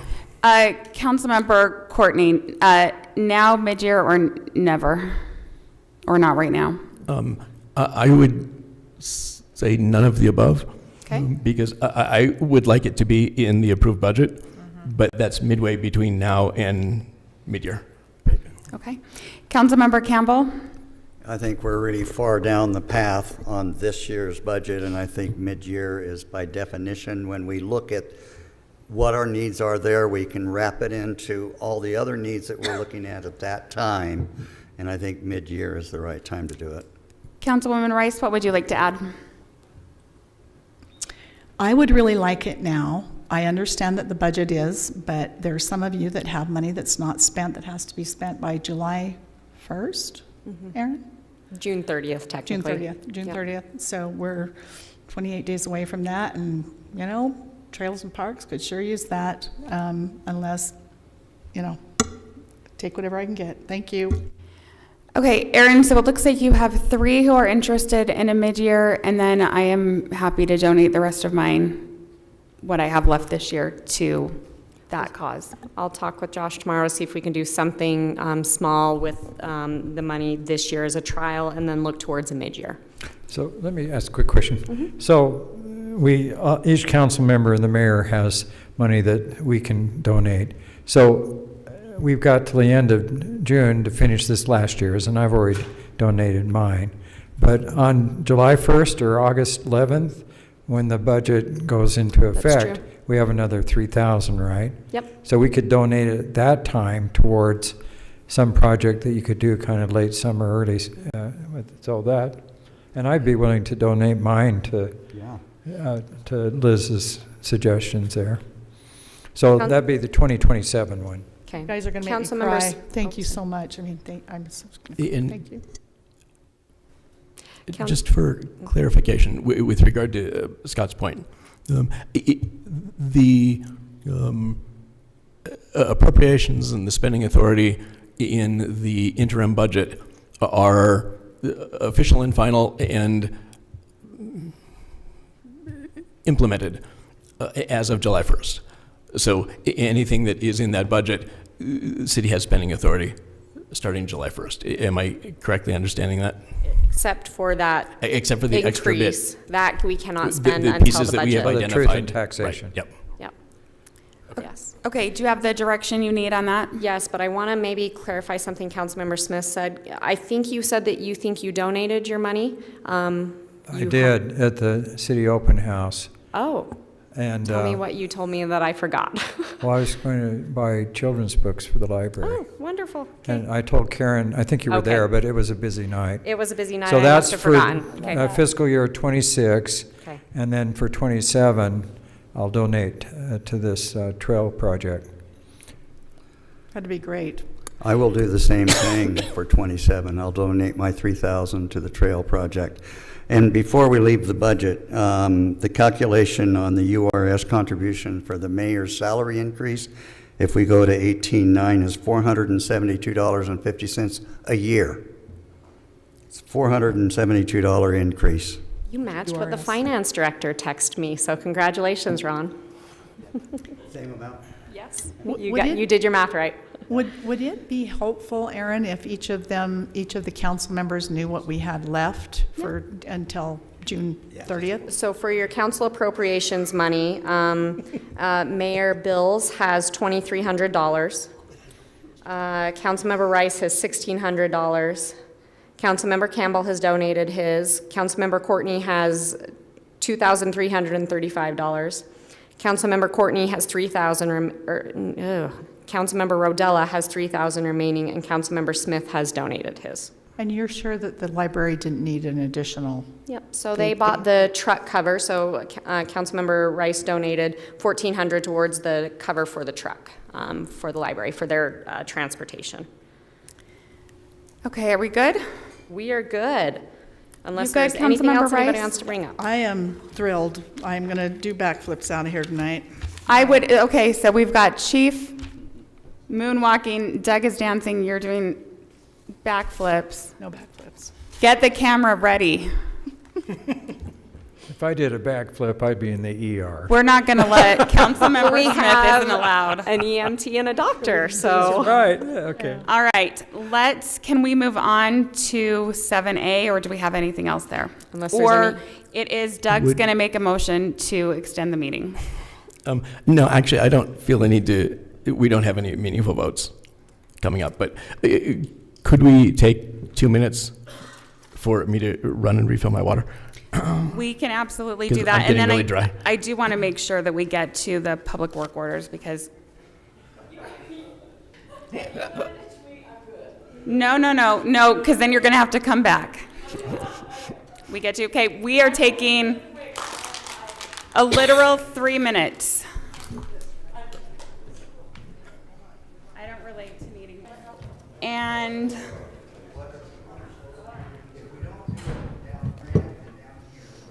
I'm being unsuccessful in hopping back in. But I am making an effort to hop back in. Do we want to talk? Kim, is the trail plans for Canterbury and Foxwood something we need to cover tonight, or is that something we can postpone? Okay, I'll ask also Councilmember Rice, because her name is on this as well as Councilmember Campbell. I'm reconvened, FYI. I'm reconvened. I am back in it.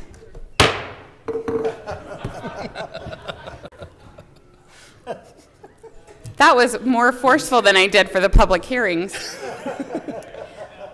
All right, I am council members Campbell and Rice. Would you be okay, it's almost 10 o'clock, with postponing the trail plans at Canterbury and Foxwood? Councilmember Rice, or Rodella said she was okay, but I thought I would check with you since your names are on this as well. It's okay. I would prefer to do it, but it sounds like I'm alone. Is there But anything, you Erin, can talk about the tax. in that is time sensitive that we need to discuss tonight? There is not. Okay. Then let's move on to Gretchen with the work order process. We'll make this we won't even make you come up front. And we'll make it really pretty quick because I just was told to give you guys kind of an overview of our work orders. So just to give you guys kind of a background, last year from July 1st to today, in our iWorks system, I and all the front office and Stephanie, we did 515 public work orders, 144 cemetery. That didn't include the 158 PI techs, because we're doing techs right now with PI with the installation of our new thing, so I don't put them on a work order. And not counting emails that I receive that I respond to and that. But that kind of gives you, we do a high volume of work orders and requests from residents, city, just throughout the city. So they come in different ways. We get phone calls. I would say that's my number one way that I receive to be notified to create a work order to have something addressed. Then we get emails. I get emails either on my Gmail, the ghomer at highlandut. or Public Works, because I run both those emails. People walk in, come up to the counter. I actually have had a couple this week already that walk in with concerns, or they see something. And then our last one is our request tracker. The request tracker is the one through our Highland City website. This last year we had 120 come through for Public Works, 52 for code compliance, and 12 grammar requests, and 10 that were processed through the other. Once we receive the request tracker, it goes to my guys, but just to make sure it goes to them, I do create a work order to make sure they received it and they saw it. Our iWork system right now, we are in the process of transferring over to a new work system. It's called Atom AI, and the main reason why we are transferring, because iWorks is only a computer desktop base. It's not on an app, it's not a phone, and my guys are out in the field doing the work, and so for them to close out our work order or to let me know that it's been done or any information about it, they have to come back to the office, log in, and put the stuff. It doesn't happen a lot, rarely. Sometimes they'll send me an email because they need to let me know something about the work order, that they couldn't complete it because of A, B, or C. It maybe wasn't under our jurisdiction. Anyway, so our new Atom AI, it is an app base. We're very excited. The guys will be able to take a picture, close it out, and write any comments. If a resident has put a request in, they will get a response that the item was completed. So we're really excited, but that kind of is how our work order system works. Like I said, we do a large volume of work orders, and we do try to address everything that comes across, and at least let them know that we're working on it, or if we can't. I got a couple things. So first off, I just wanted to say thank you. I watch you at your desk and I see how hard you're all working, and I know you took some calls today, so thank you. Yes. 2 questions about your new software. Yes. Will there be any data conversion, or you just finalize whatever work orders you had in the old system? Like, are you taking any of your old data and moving it over to the new system, or just stopping using one and starting We're using the going to other? just stop using one and start the the new other. one. She is in contact with our current, Oh, yeah. She is in contact with our current provider, the new one that's implementing Atom AI. Yeah. And so she's going to roll in anything that is pertinent, but that we need to it's kind of an antique system. It's a that very we're at right basic, now. if you saw, it's a very basic software. Okay. So there's nothing GIS-based where they can see these are all the problems or complaints in one area? No. Okay. Other questions about the process, Doug? First of all, really looking forward to the new system, as I'm sure I'm not the only one. Yes. That it sounds like it has a lot of good automated communication in there, that letting the reporter know about it. Yeah. Once it's Well, and also even it will report. I can look up if someone calls in and says, "I haven't heard back." I can actually look up and say, "Oh, it was closed here," and these were the comments that my team member has made. Right. What's the time frame that we're looking at for cutting over to Atom AI? We're hoping August, September is when they kind of say that it will be up, and we'll start using it and then tweaking the needs of it. Okay. In the meantime, I know we have had some problems with particularly calls coming in and getting routed by the system into weird places that don't forward to anybody. Do we have any way to review that on a regular basis, or something to make sure there isn't something stuck in there that we need to catch in the interim? Katie and I are actually, she was on vacation. Now that she's back, we are going to meet, and we're going to pare down the categories. What happens is there's way too many categories on the request tracker. We're going to pare it down so I know exactly it can't go anywhere else but in these very few categories. That will help us. And then really once Atom AI gets on, we're going to have a link that has them do it right into Atom AI instead of request tracker. So then it doesn't get lost. Thank you. And to reiterate what the mayor said, I really appreciate all the work on everybody's part. Yeah, thank you. Any other questions? No, then we can thank you for coming and staying super late. We appreciate it. I just want to thank her too. You didn't ask me. Thank you. I'm sorry. Yes.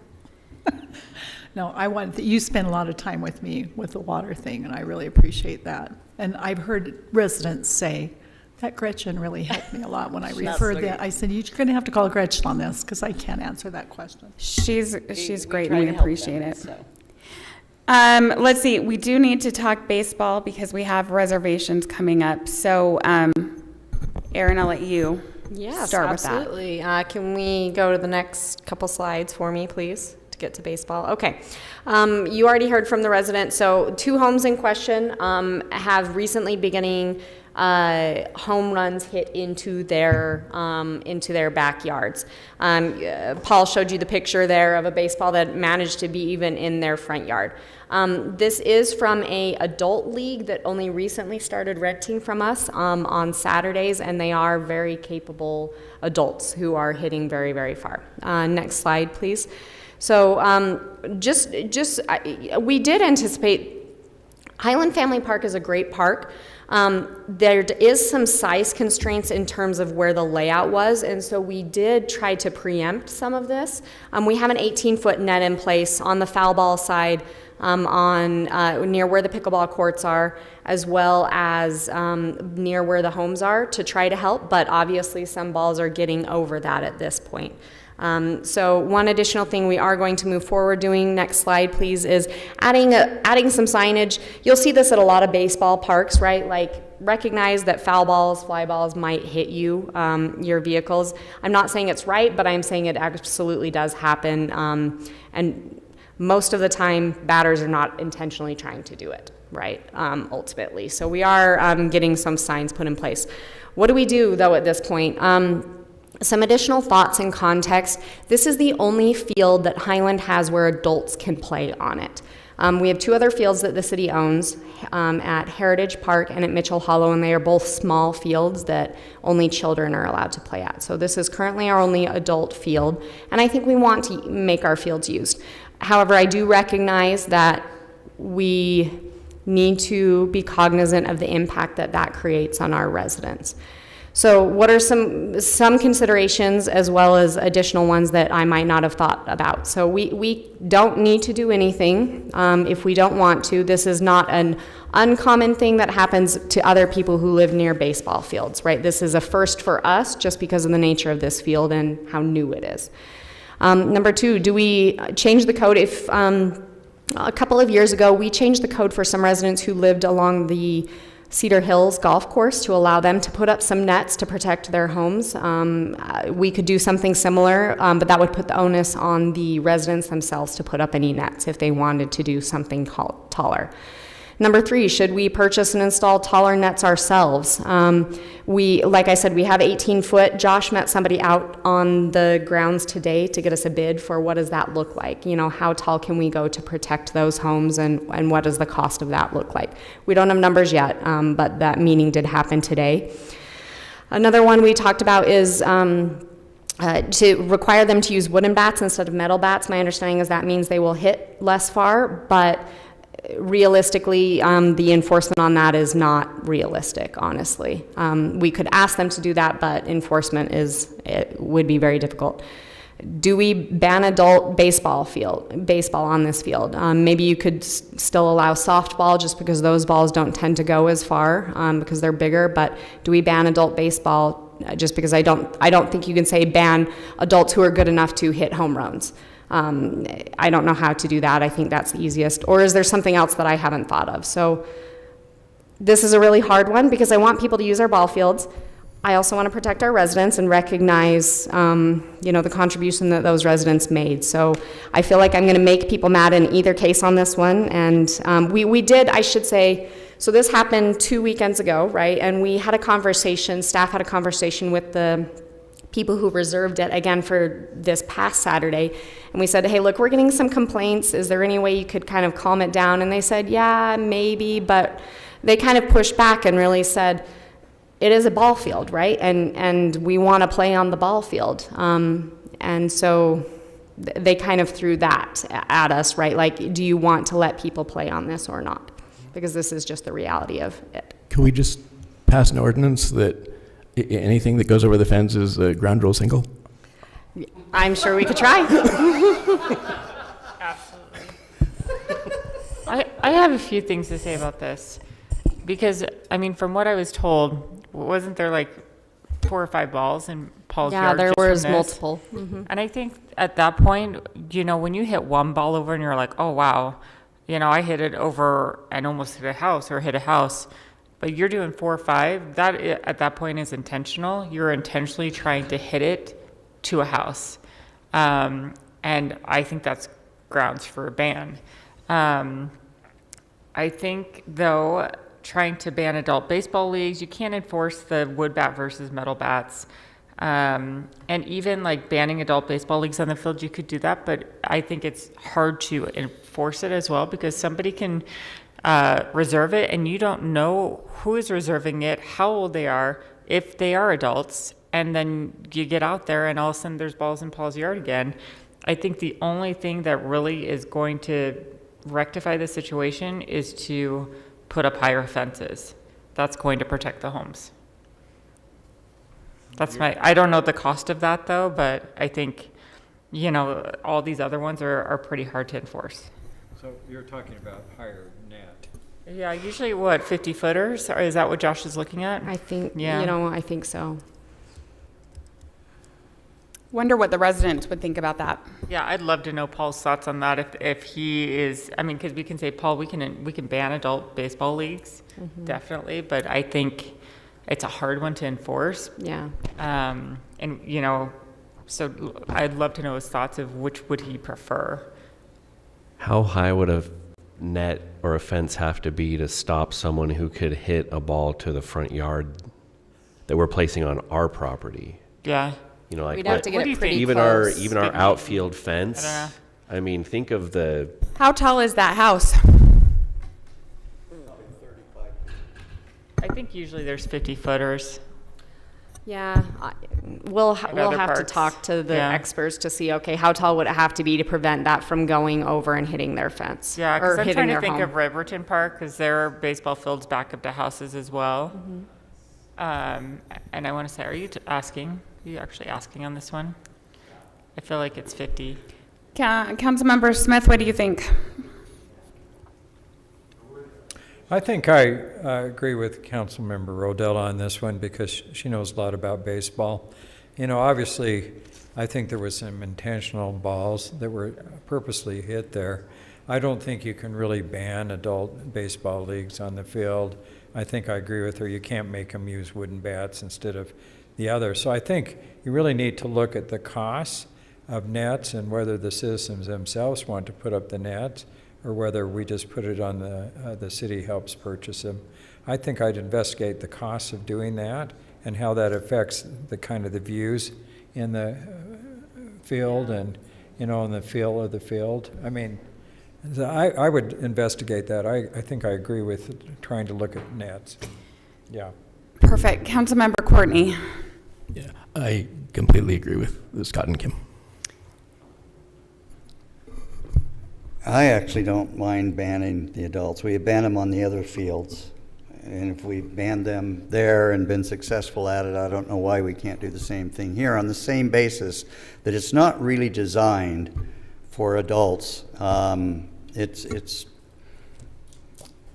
However, I will say that we could do 18 and younger and over 70 would be fine. That means we're fine in our it's more baseball league. But I will- Scott, our team's So- fine. How do you enforce it? You and me, Because you we could can have play. somebody reserve Well, the it, same say way it's we a kid. enforce it on the other fields. Yeah. I mean, we ban them on the other fields, and we apparently don't have any problem with that. Once it's understood that this is for youth and children. But having said that, I am perfectly willing to to look and explore a 50-foot fence, but my thought is if it made it to the front yard, it's going to make it over a 50-foot fence, because it made it over a 35-foot house that's 50 yards further. So that arch had to be really high. So having said that, if we can be assured that a 50-foot fence would work, then I'm perfectly fine with doing that. If it looks like, yeah, there still could be a problem with these professional, semi-professional leagues, then I'm fine with banning the adults. Councilwoman Rice?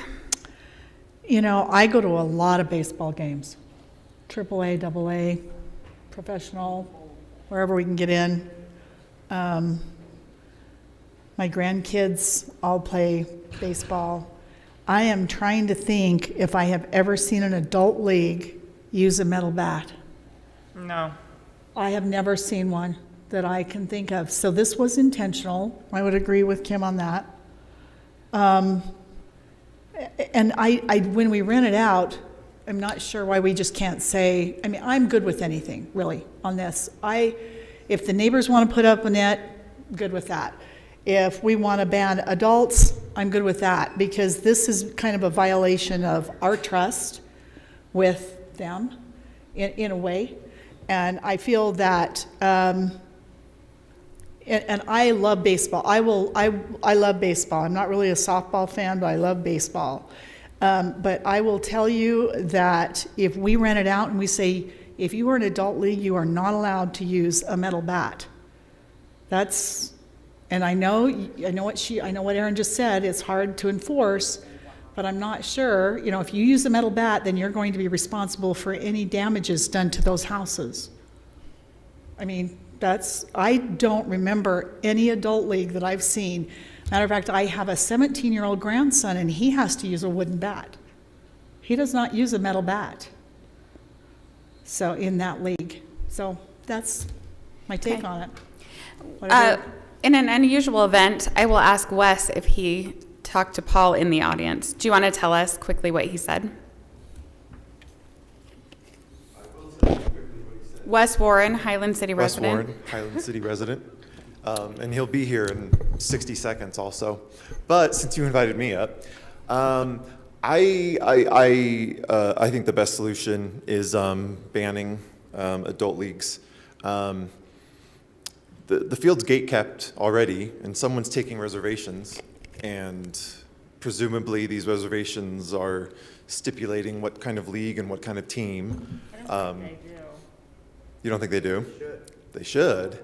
And I don't know, I can't think of very many rules or laws that shouldn't be in place just because they're not enforceable. There's lots of, that was fast. laws that are hard to enforce. Man, impressive. And the size of the fences that'll need to go up. I mean, Ron nailed it. Paul, I was stalling for time. Oh, what do you want us to do? Paul Adams, Highland City resident. Yes, thank you. Nice to meet you guys. So I mean, really the things that I was thinking, like I went through all the scenarios, just add netting. From the foul balls and everything, we'd have to add a whole net sized for a AAA swing all the way around. If the age limits are unenforceable, I think we do a good job on enforcing not having the sports on the regular field now, right? And we have the signs on the gates. So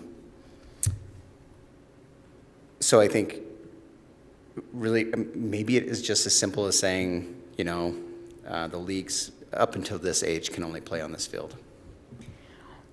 Does anybody have questions for Paul or Wes since they came and stayed? Wes, be ready.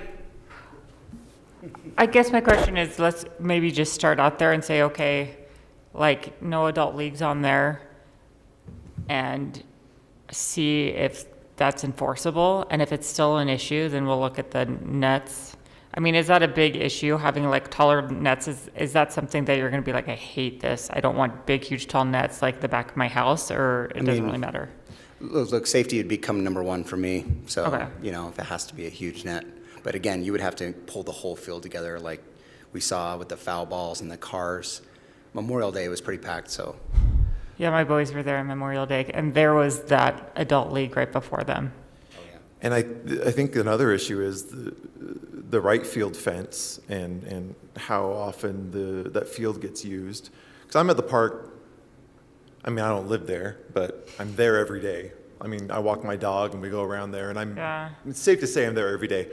The field gets used a lot, that grass field does.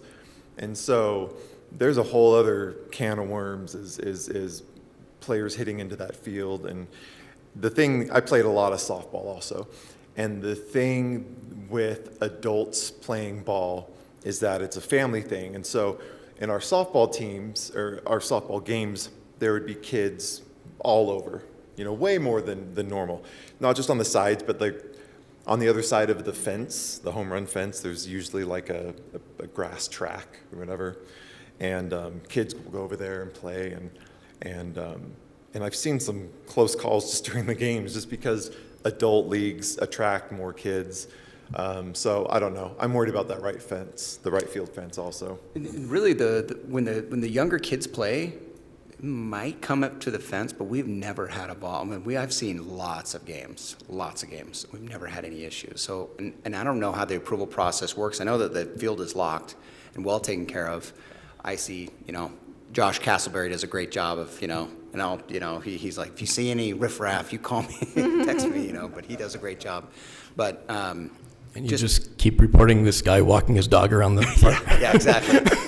I think it would be as easy as maybe putting a sign and saying no, you know, no leagues that have any players over the age of X there. I thought about these too, like wood bats, you know, you take off about 25 feet on a hit with a wood bat. I was like, that's a great idea. But again, like even the adult league, when I was talking to the ump, I was like, what kind of bats are they using? He's like, oh, we're just kind of, all the players are bringing their own bats. And that's hard to enforce is bats because players love their bats, so.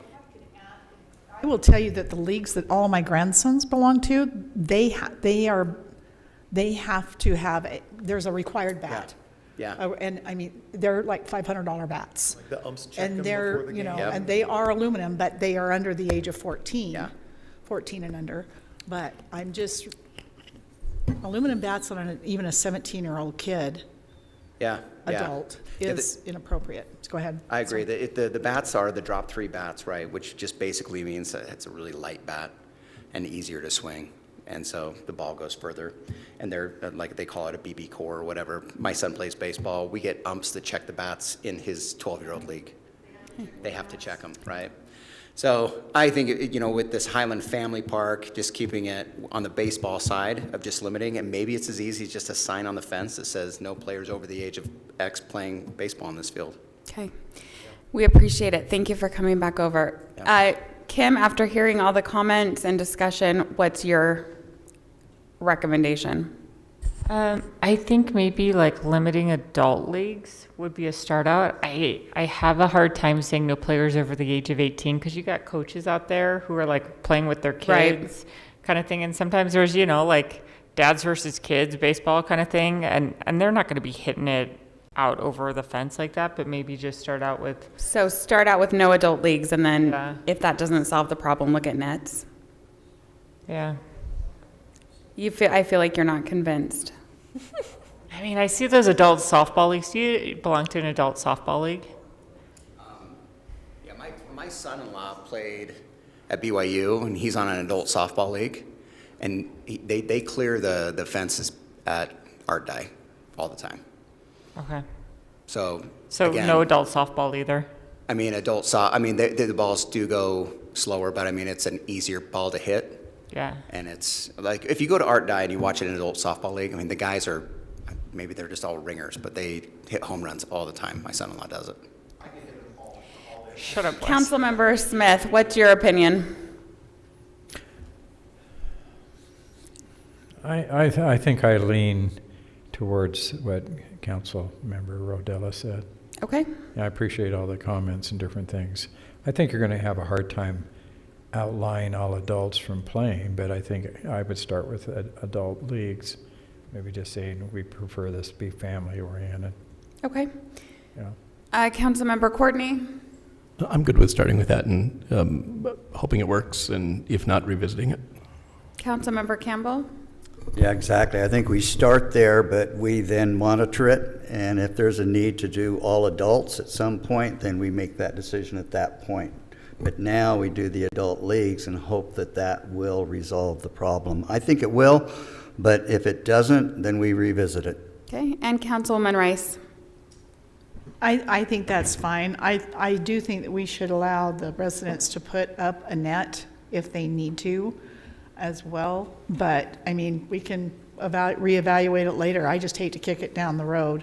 But I just, you know, anybody over really the age of 16 or 17 shouldn't be using an aluminum bat, so.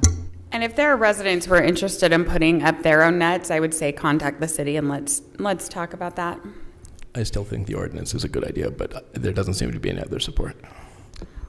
One last point of information. Art Dye is only 250 feet. Ours is 315 about. So we do have an additional 65 feet on Art Dye. So it's harder to hit a over the fence home run for us than it is at Art Harder, Dye. but they're still doing it a lot. You're right. So I was just thinking the distinction between softball and baseball. Do you want to, I think right now all we have adult-wise is baseball, but just wondering if that changes anything. And if the answer is no, that's fine. Okay, anybody else? So What? it sounds like just the instruction that we have. Is adult leagues. So let me ask you, am I kicking them off from here on out? Do I give them a week? You know, you get one last game, or are they done as of now? I think if they're scheduled, but all new schedules, we would not allow.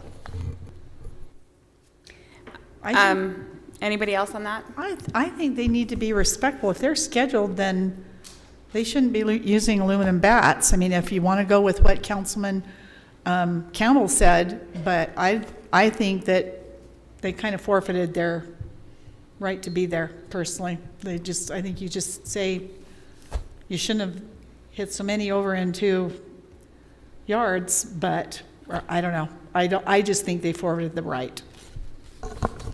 You go by the rules, you know, and they were clearly hitting it intentionally. Do we know how far out they're scheduled? Through the end of the summer, I thought. Yeah, I think they have games throughout the summer. Then I've changed my mind. I agree with Liz on this. Kim, Scott, Doug, opinions on that?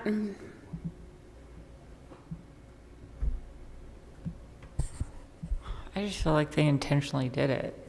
Like, I mean, adult leagues should know not to be using those bats on that field. And once the first ball went over and hit the house, and then they continue doing it, I think that's a means to ban them. I don't have anything else to add. Does anybody else have anything to add? No. Erin, you good? I'm good, but I don't have to take this phone call. Jay, you good? I'm gonna have to bring Brooklyn a treat to let her make that phone call and tell them they're done. Well, we can provide backup. Okay. We Yes. will. I can provide treats. All right. That is the last item that we had. So if we have a motion, we can move to. There is a community development update on the yes, agenda. there is. No, there is not. Perfect. Now we can take a motion. We need the motion to look I at it. move that we adjourn to a closed session. We need this specific. Oh, you have to, I got it. I'm not in, so I'll have to do mine verbally, I don't know. No? We have to do a voice vote. So if somebody just wants to make this motion, then we'll do a voice I move vote. that the city okay. council recess. That's not the right one. Oh, That's all does right. that mean we can go home? Yes. Oh, oops. All right, now it's time for the moonwalk. No? To learn to moonwalk? Is Briggs still awake? Yeah, he just called me. He just called me. If you've got it right there. Ken. Yeah, we were waiting for the motion, okay. There we go. Oh my gosh, I need a microscope. Oh, no, here we go. So, I move that the city council recess the regular meeting to convene in a closed meeting in the executive conference room to discuss the character, professional competence, or physical or mental health of an individual pending. No, not that part, sorry. Okay. As provided. As provided by Utah Code annotated 524205. Second. I'll second that. All right, we had a motion by Councilwoman Rice. I think Councilmember Courtney seconded that, and we'll do a roll call, starting with Councilmember Rice. Yes. Campbell. Yes. Courtney. Yes. Smith. Yes. Rodella. Yes. That is unanimous. We're on to closed session. Thank you, Paul, for running back. Thank you, Wes, as always,